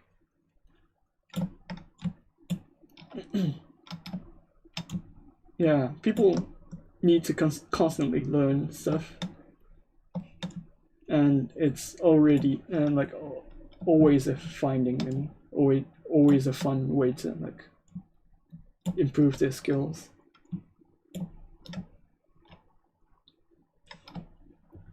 There's never enough.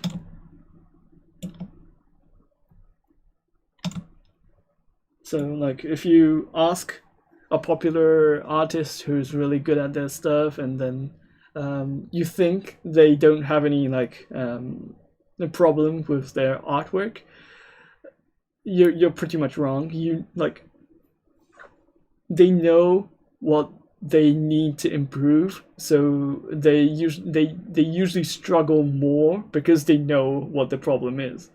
But compared to a beginner who doesn't really know where to improve, what to improve, what can they improve, they look pretty happy to be honest. And that's the huge difference. Like if you know the problem, it's always there in front of you, and you can't really ignore them. But if you don't know the issues, and like if you don't know where to improve, like usually you don't really feel it's an issue. So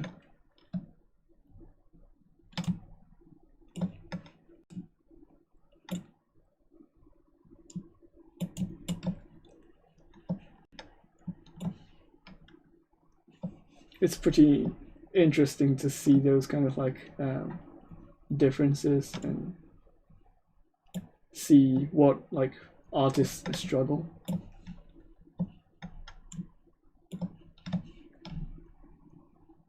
Yeah, exactly. It's like looking at multiplications and saying, "Oh, math is easy," and it's just the basic of like maths. And if you go into depths of math, you get really like hammered, and you get really hard time like understanding things.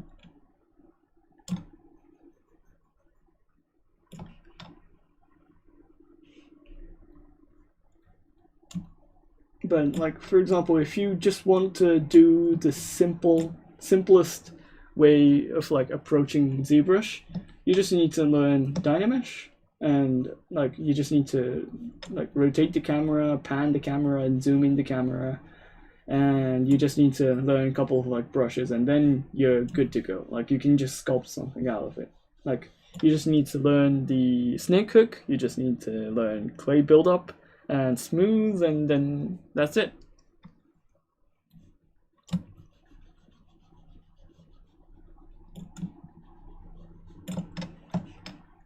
Some people make masterpieces out of it, out of those kind of like simple features. So then it just comes down to like the fundamentals of art and how much you understand them.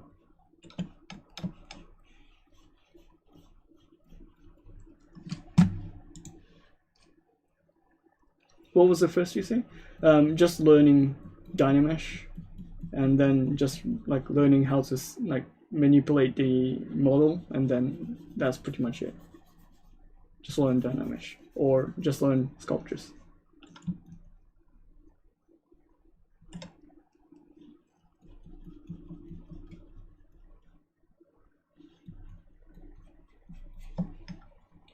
Then afterwards you can learn about like ZBrush, and then cleaning up your topology, and like making a better smooth on the model, and those kind of like small stuff. But the fundamental of getting the shape is more important than like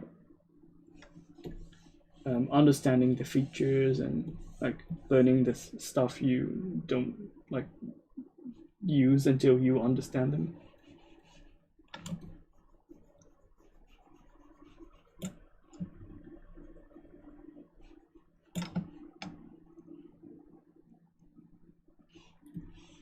Yeah, transpose action line is, and like I really have a good like positive image of like transpose action lines, but if you compare that to Gizmo 3D, yeah, Gizmo 3D will be a beginner friendly way to get into like manipulating stuff, but there is a couple of unique features that isn't really translatable between transpose action lines and Gizmo 3D.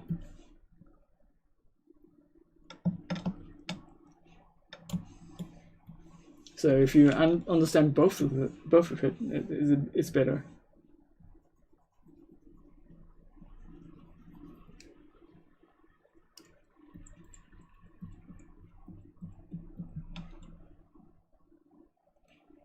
Yeah, exactly.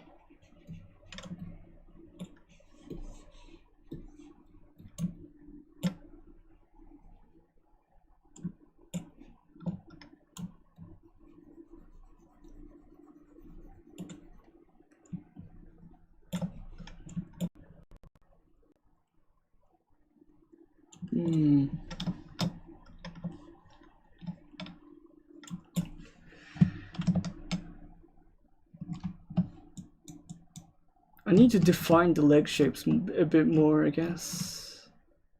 I haven't like tweaked the legs that much.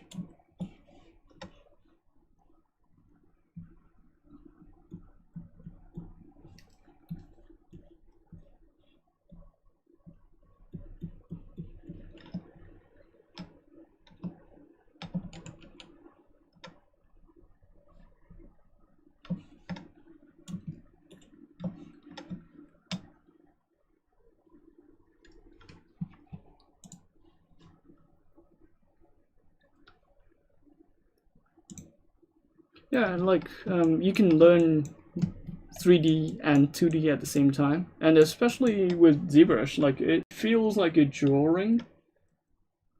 Like I think Tajima Koji, who is a ZBrush user, who is working for, I think it was ILM in.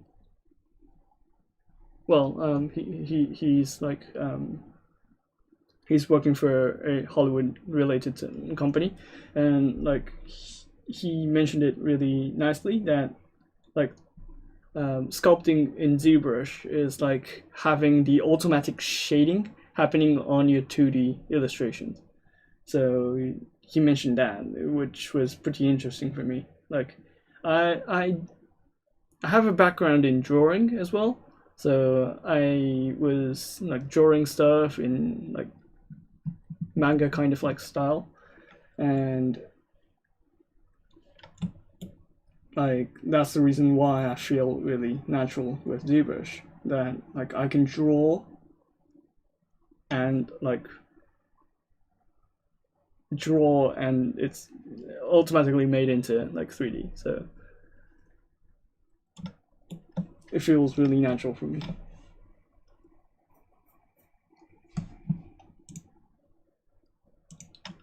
Yeah, I need more couple of like stuff to make her a bit more badass, I guess. But yeah, like I think it's getting a bit nicer.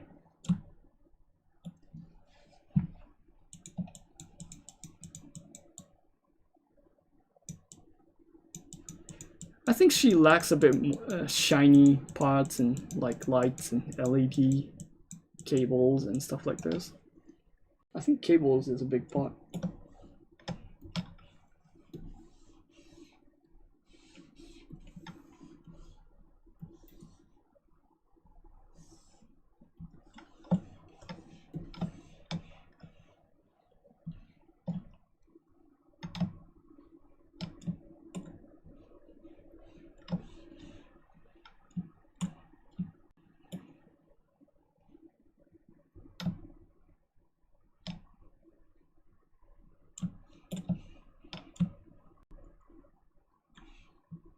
I like using bend curves for these kind of shapes. Bend curves, axis 3, resolution. Maybe I just need to tweak it down to resolution. Oh, smooth resolution 7, and then move it around. Maybe here.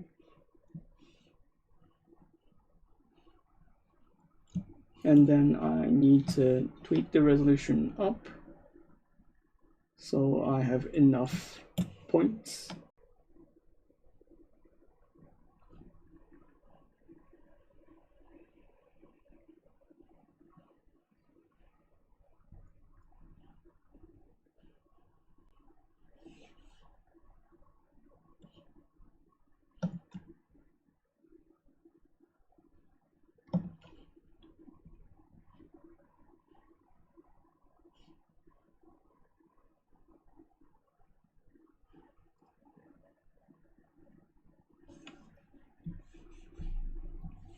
Then I just need to accept and then smooth.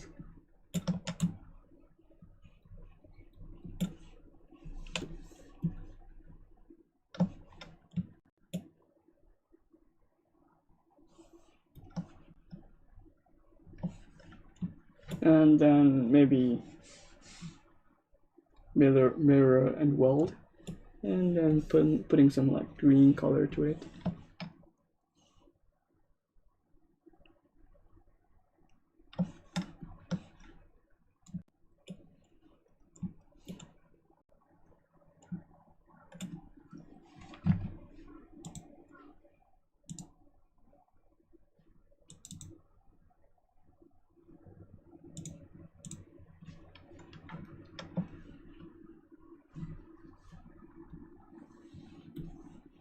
I can just duplicate and then move around these kind of like shapes as well.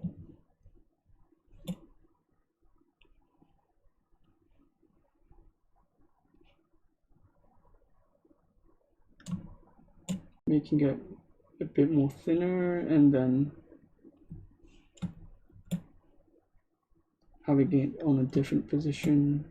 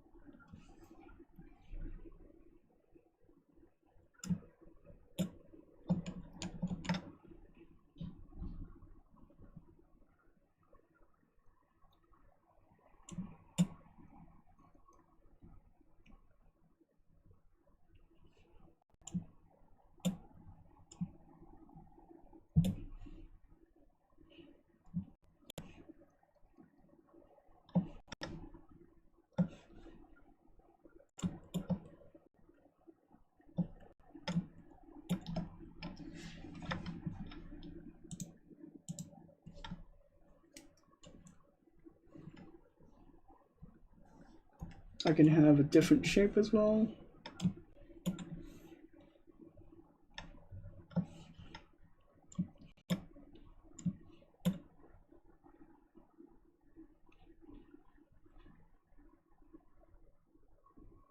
Something like this. Image.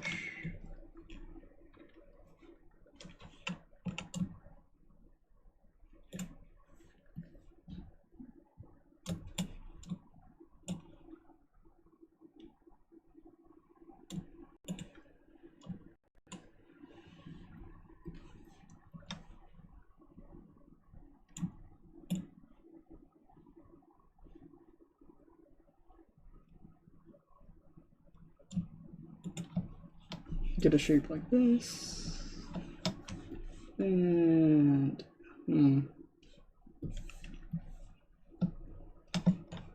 maybe damn standard.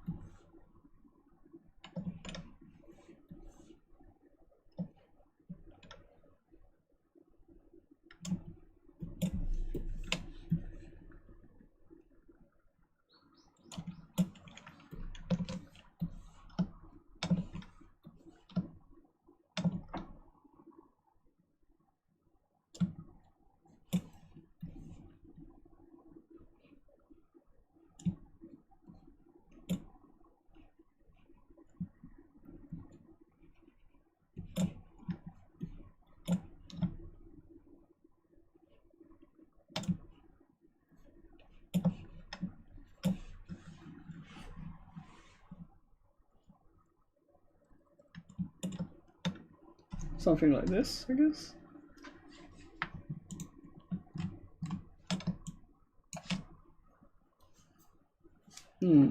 I think I would prefer to have some cloth kind of effect. Like a necktie, but it's not a necktie, it's more like a... What do you call this? I don't know the name. It's more like a small tie around here.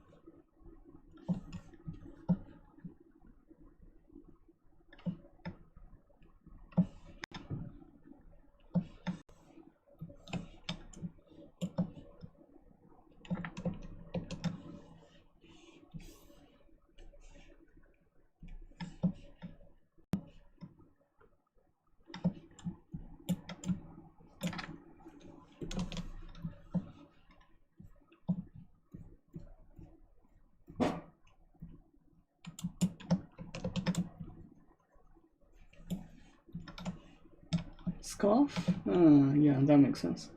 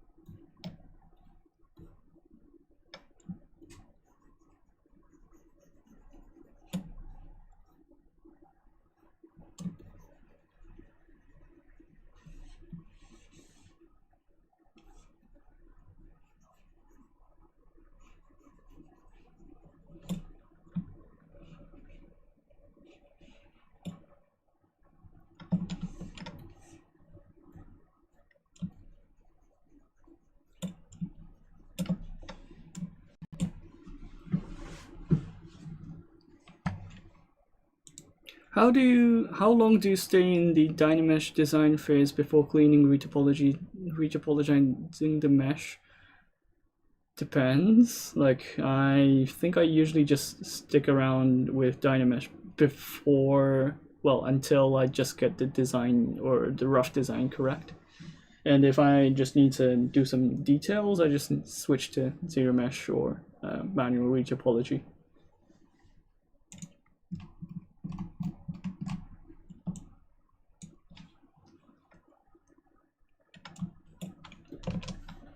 So it's pretty much like whenever you feel like it is the answer.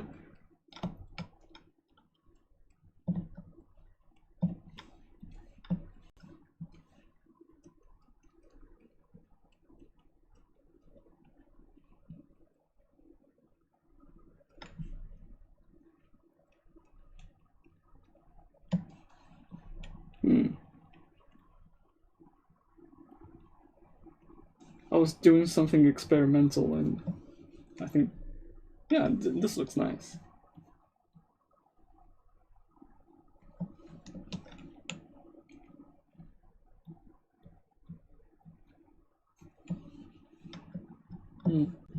Yeah, looks nice. Diagonal lines.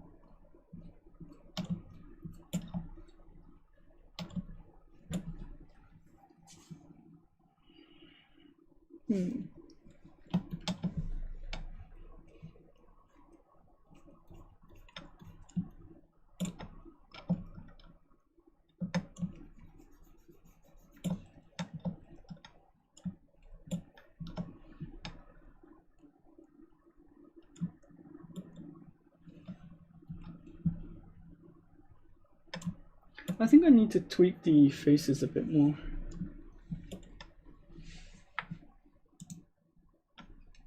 Hello from Jamaica. Yeah.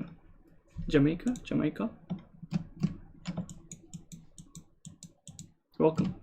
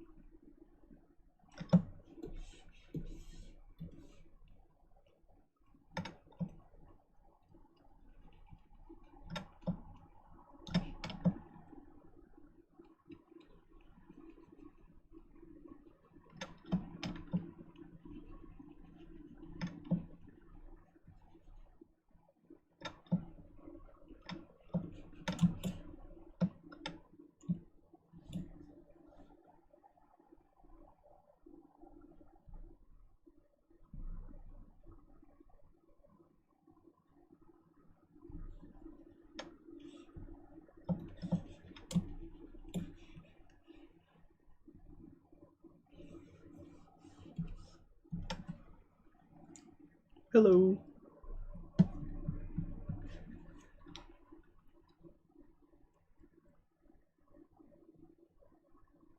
I'm planning to do 25 more minutes and then I think I'll end there.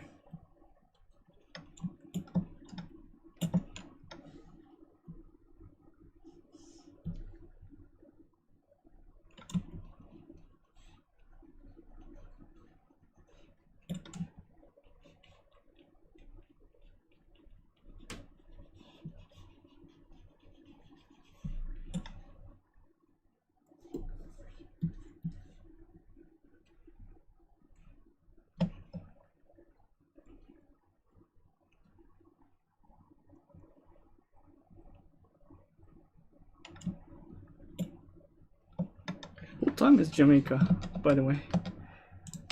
Jamaica.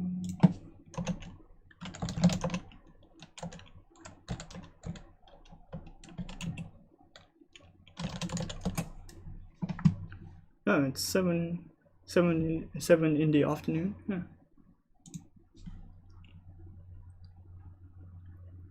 Oh, snake hook? Snake hook is just like pulling, like it's a advanced version of moving.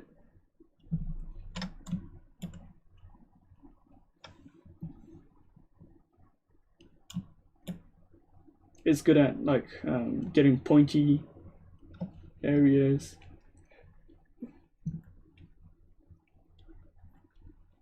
Like if you want a horn out of a shape, it's better to use snake hook than move. Hey, fine as usual. I may want a bit more sleep, but yeah, it's fine. Oh, I have 2 sides. I don't need 2 sides.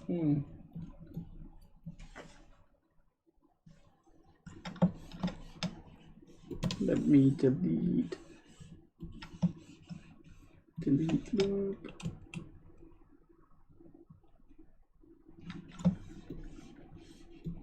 Select lasso, delete polygroup. Oh. Somehow it's connected. Polygroups, nope. Somewhere it's connected.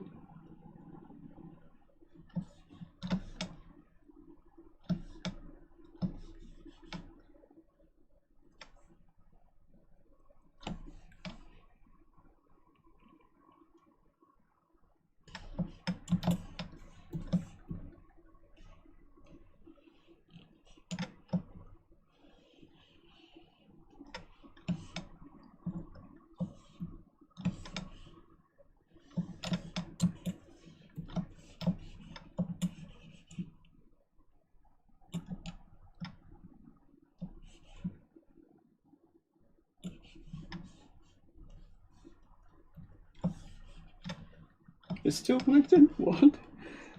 Whoa.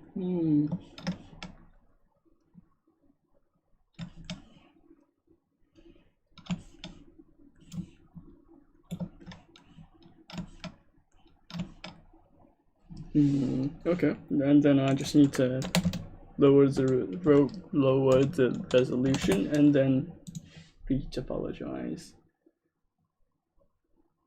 Abort it.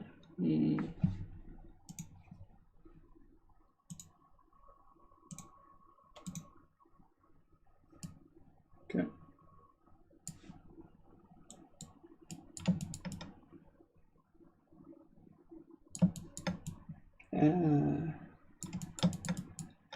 Okay. Then I just need to remove some fishy parts.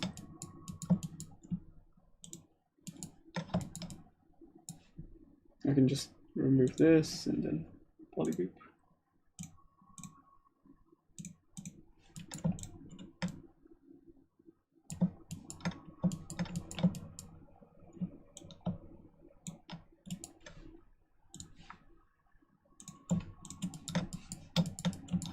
Okay.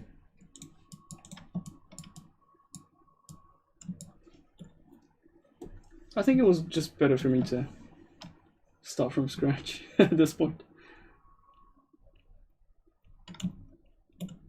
I think I accidentally add a thickness to it.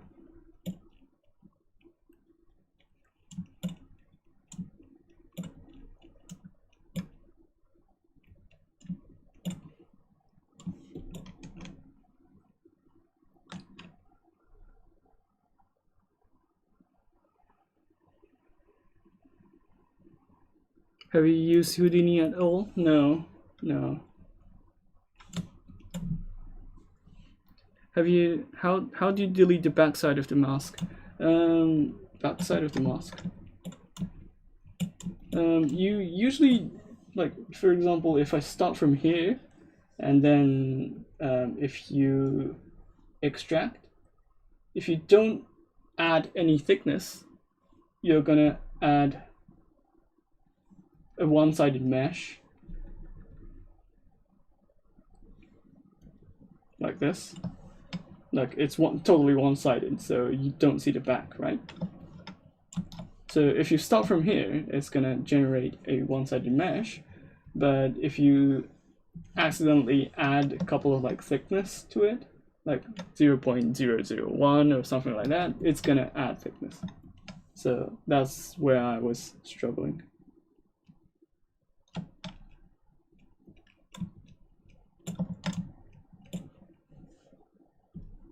But if you started from no thickness at all from this get-go, you're not gonna struggle.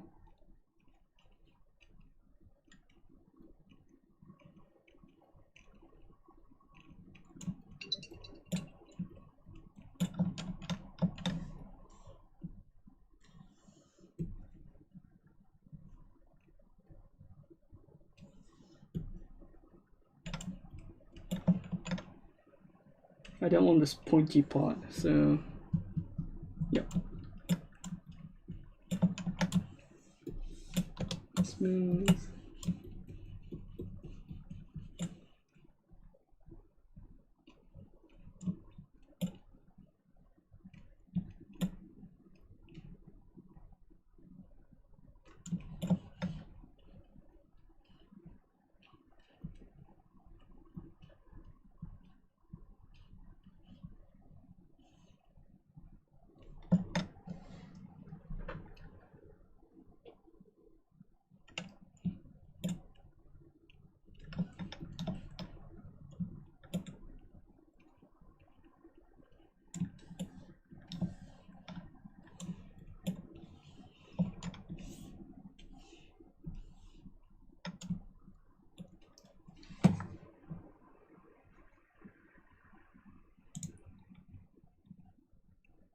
There is no tool like overkill? What's an overkill?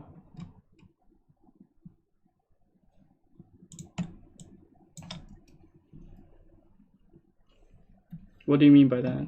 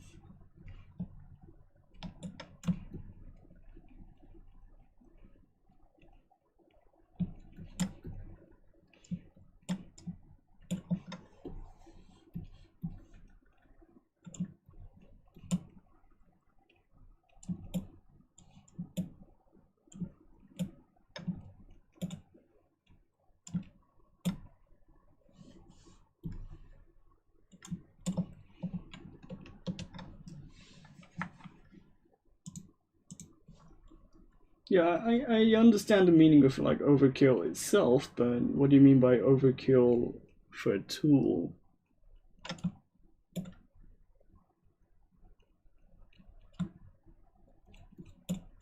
And I don't know what he's looking for, to be honest. Well, he or she.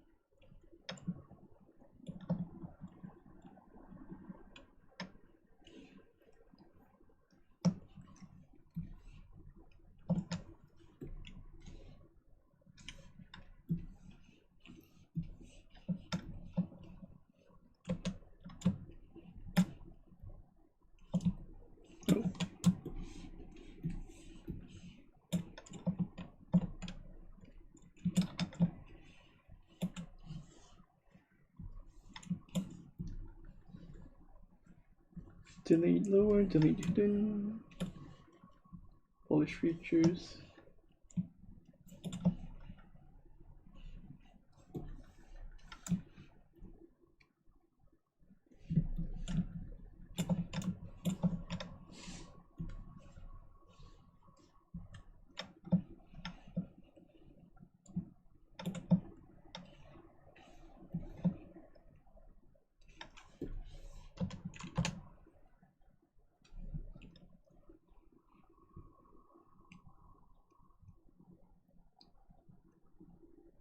Have a good day.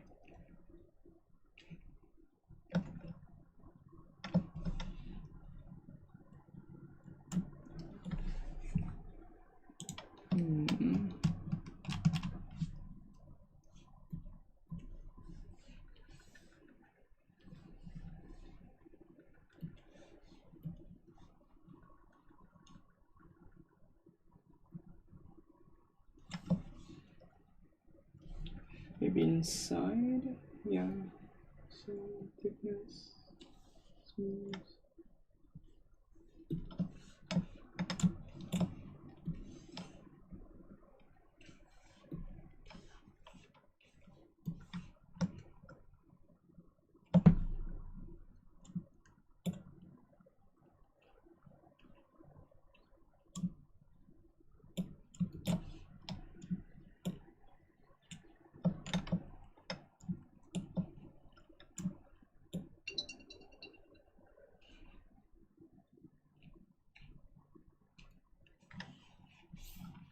Maybe green? Maybe darker green? Yeah, darker green should be nice.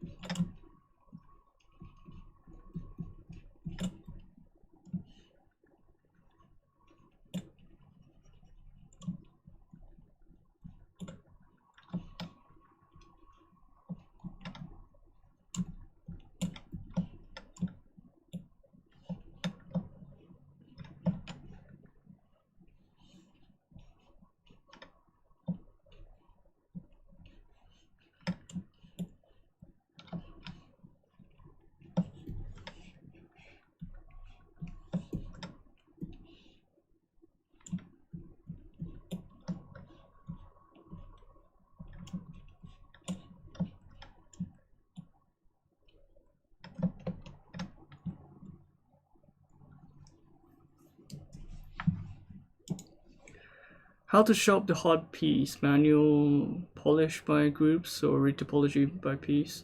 Depends on what shape you have, but like for example, if I want to sharpen this kind of like shape, I can do by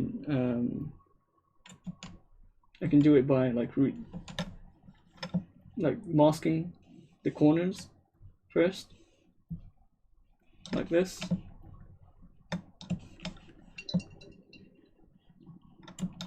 And then applying some polish by features, especially with the alternate algorithm on, and then just applying polish by features. You get a really sharp corners like this. And for example, if I want to keep this kind of areas as well, I just need to do the same thing and then like mask the areas I want to keep, so I can get these kind of shapes.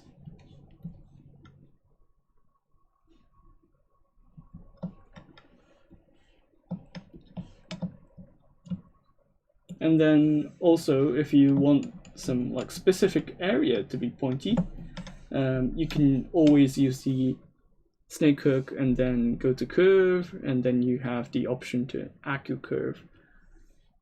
What this does is that you can control the like sharpness of the points like this. So if you disable AccuCurve and then move it around, it's going to act like this. You have a rounded kind of like corners, but if you turn on the AccuCurve, it's going to be really sharp, like this kind of like sharp. So you can use this as well. So if you want some kind of like specific position to be pointy, you can use AccuCurve, and then you can like use the mask and then move it around if you have a like initial like extended mesh or panels that you need to smooth it around.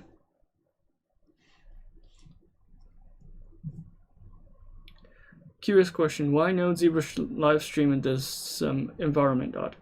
I think there was a couple of like streams doing environment art stuff, but I don't think it's... It depends on the artist, I guess, but like, is people interested in environment art? I think people like characters and like mechs and stuff like those, but I think only a couple of people are into environments and using them for live streaming, I guess. But I do recall a couple of artists doing environment art.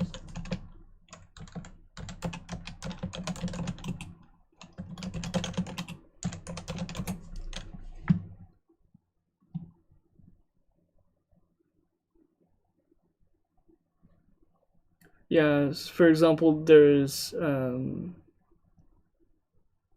Pablo Muniz did a stream covering how to use ZBrush to create an environment. There's a couple of parts for that. And there's Steven Anderson doing environments with characters and stuff like that. So yeah, there's a lot of like streams covering those topics.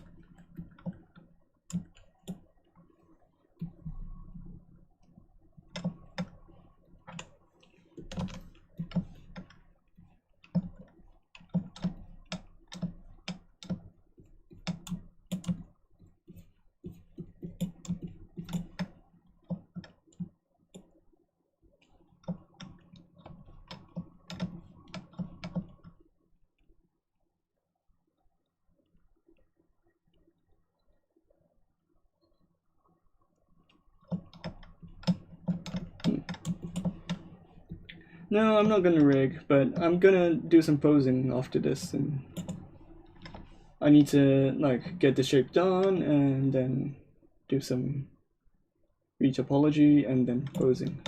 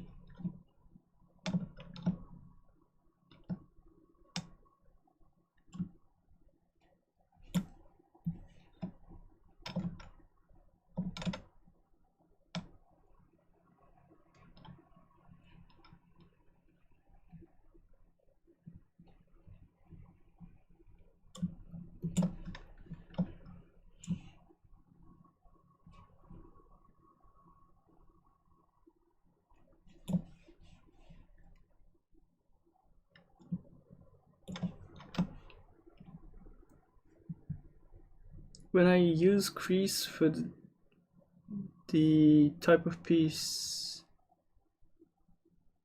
and self-divided corners without perpendicular crease, take no idea of this form. How to correct that? I don't understand the question. What is the question? Is crease?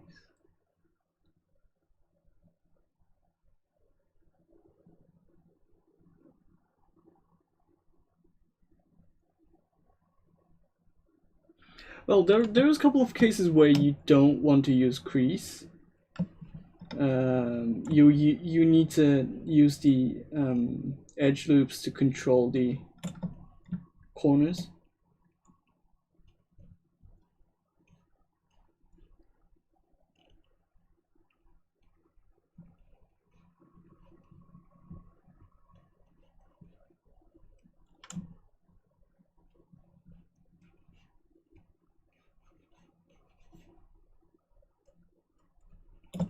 Crease itself is not a perfect solution for every cases, so there is a couple of cases where you need to use control edges. You just need to add edges.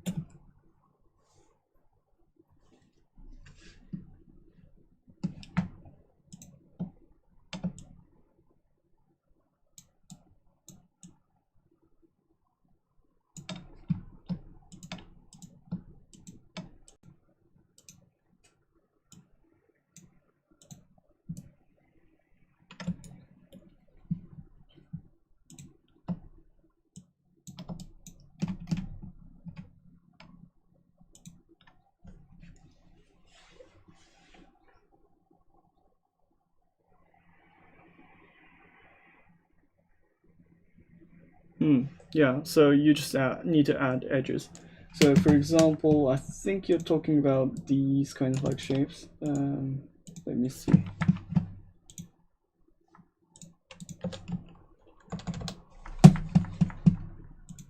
So for example, if you have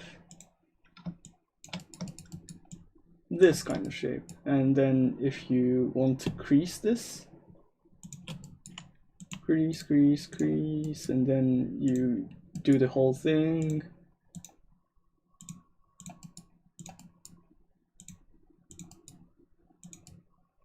Right? And then you like divide them. You don't have the crease, you don't have the corners anymore. What you need to do is you insert a loop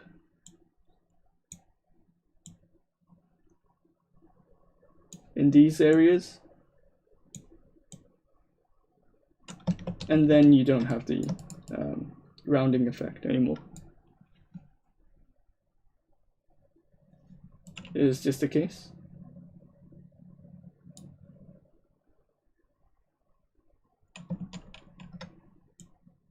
It's the same for the corners as well. You don't need to use crease all the time. You just need to add edges so it doesn't smooth too much. This is control. This is what you call control edges. So this is subdivision will like smooth out the positions, but the position wouldn't move if there's a closer edge in between. So this is why it's getting a harder, like sharper edge at the corners, because it has a edge next to it. So it's preventing it from smoothing.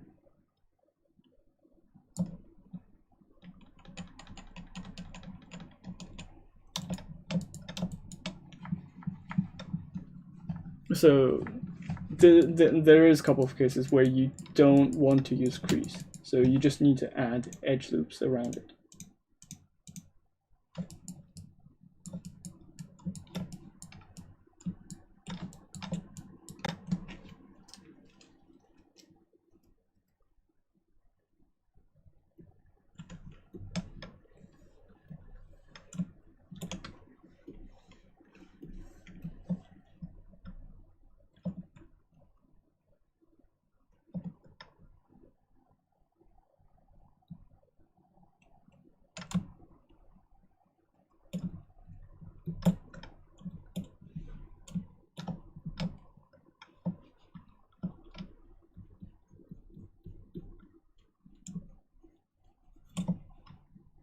Do you ever review portfolios? No. There's a couple of like streamers who does like critique sections and like reviewing portfolios.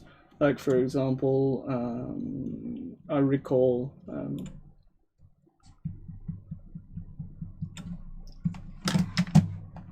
think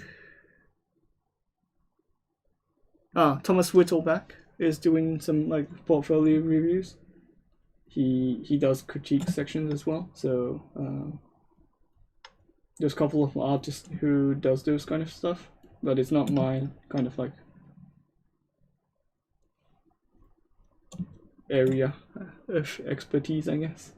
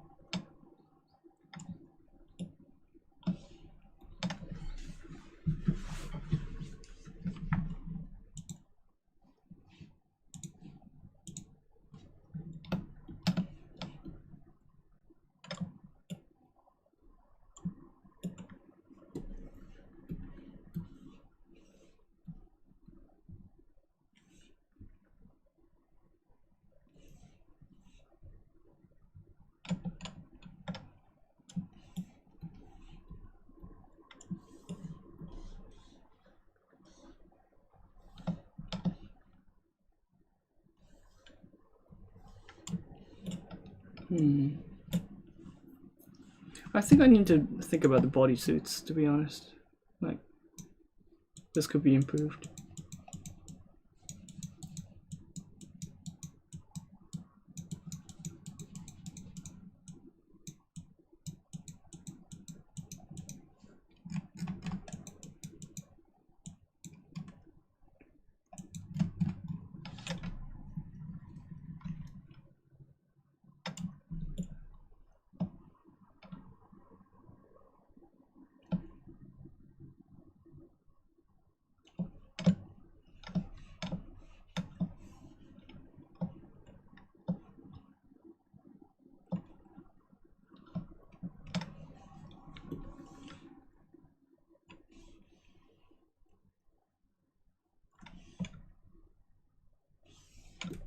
What was it? IMM Steampunk.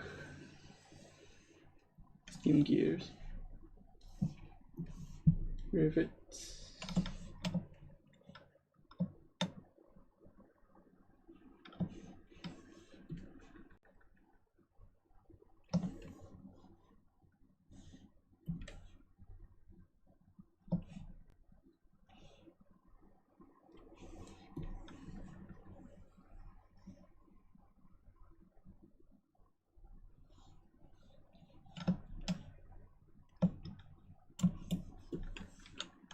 IMM Primitives.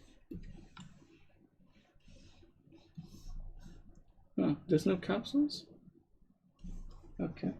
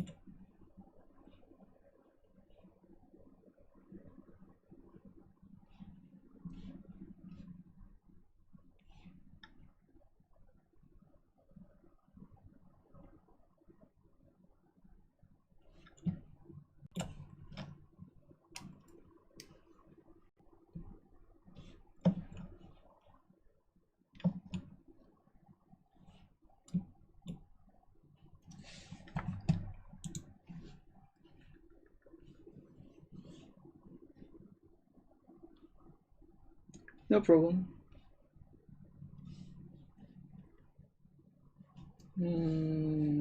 I think the bulb should be black. This should be green.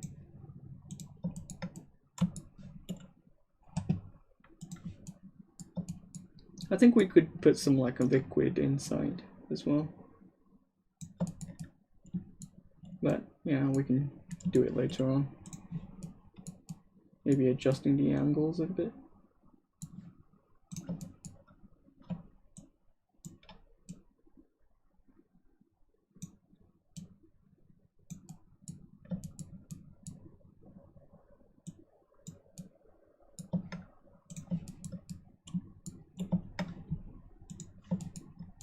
Nope. You don't need to localize this. Okay.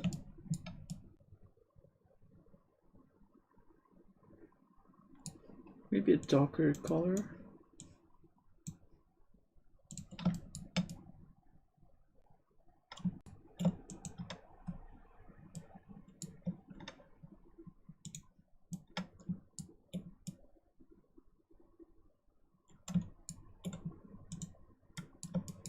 There could be some capping.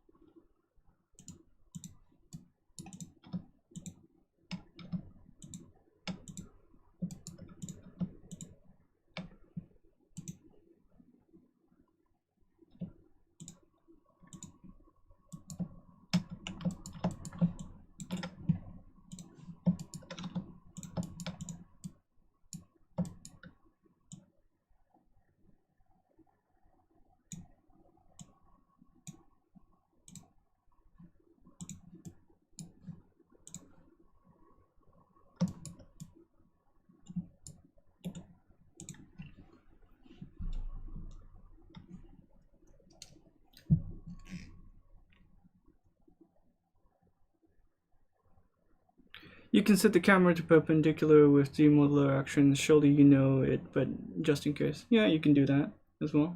Yeah. But I think that's not the question, right?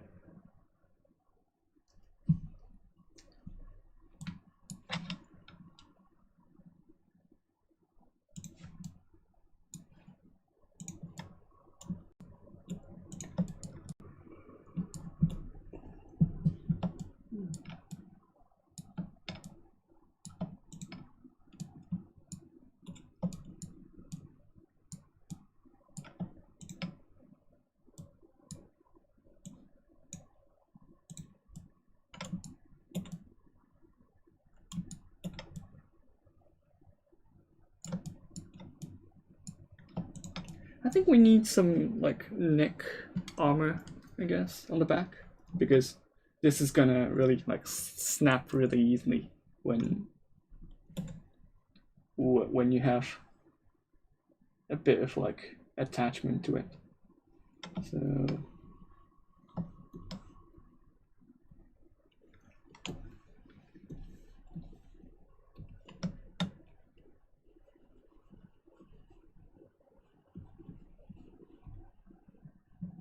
something like this.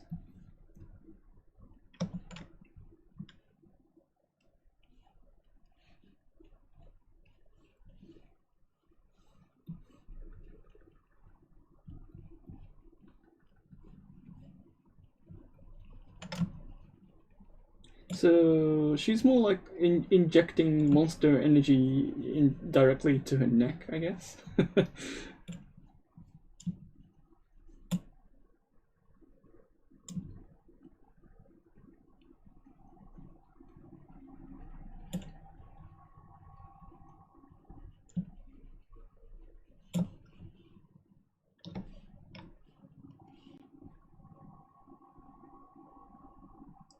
Ah, yeah, you can do that as well.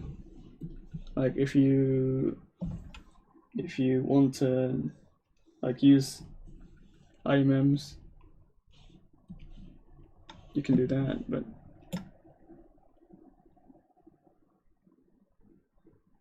like it's not that hard to do, so, and you don't need to be too much accurate.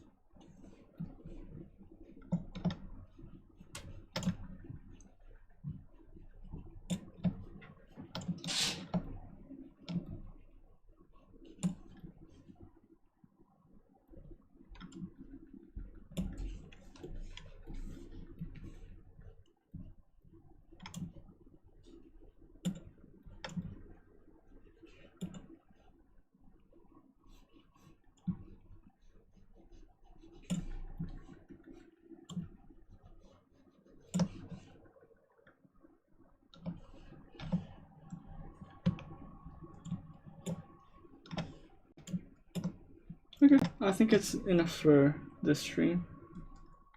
I can continue on like doing the designs off the stream, I guess, and then like finishing the legs, and then we can do the posing next week. No, next week. You work for the collectibles industry? No, I work for Pixologic.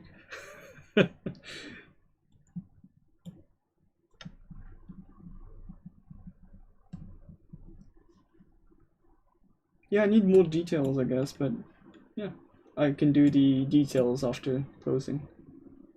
I just need to get the initial shapes and hard surfaces, and then I can work from there. But if I don't get the symmetries, it's going to be really hard for me to get the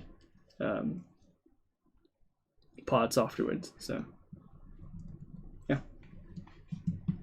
So this is going to be it for today. Hope you enjoyed, and see you next time. Bye. Thanks.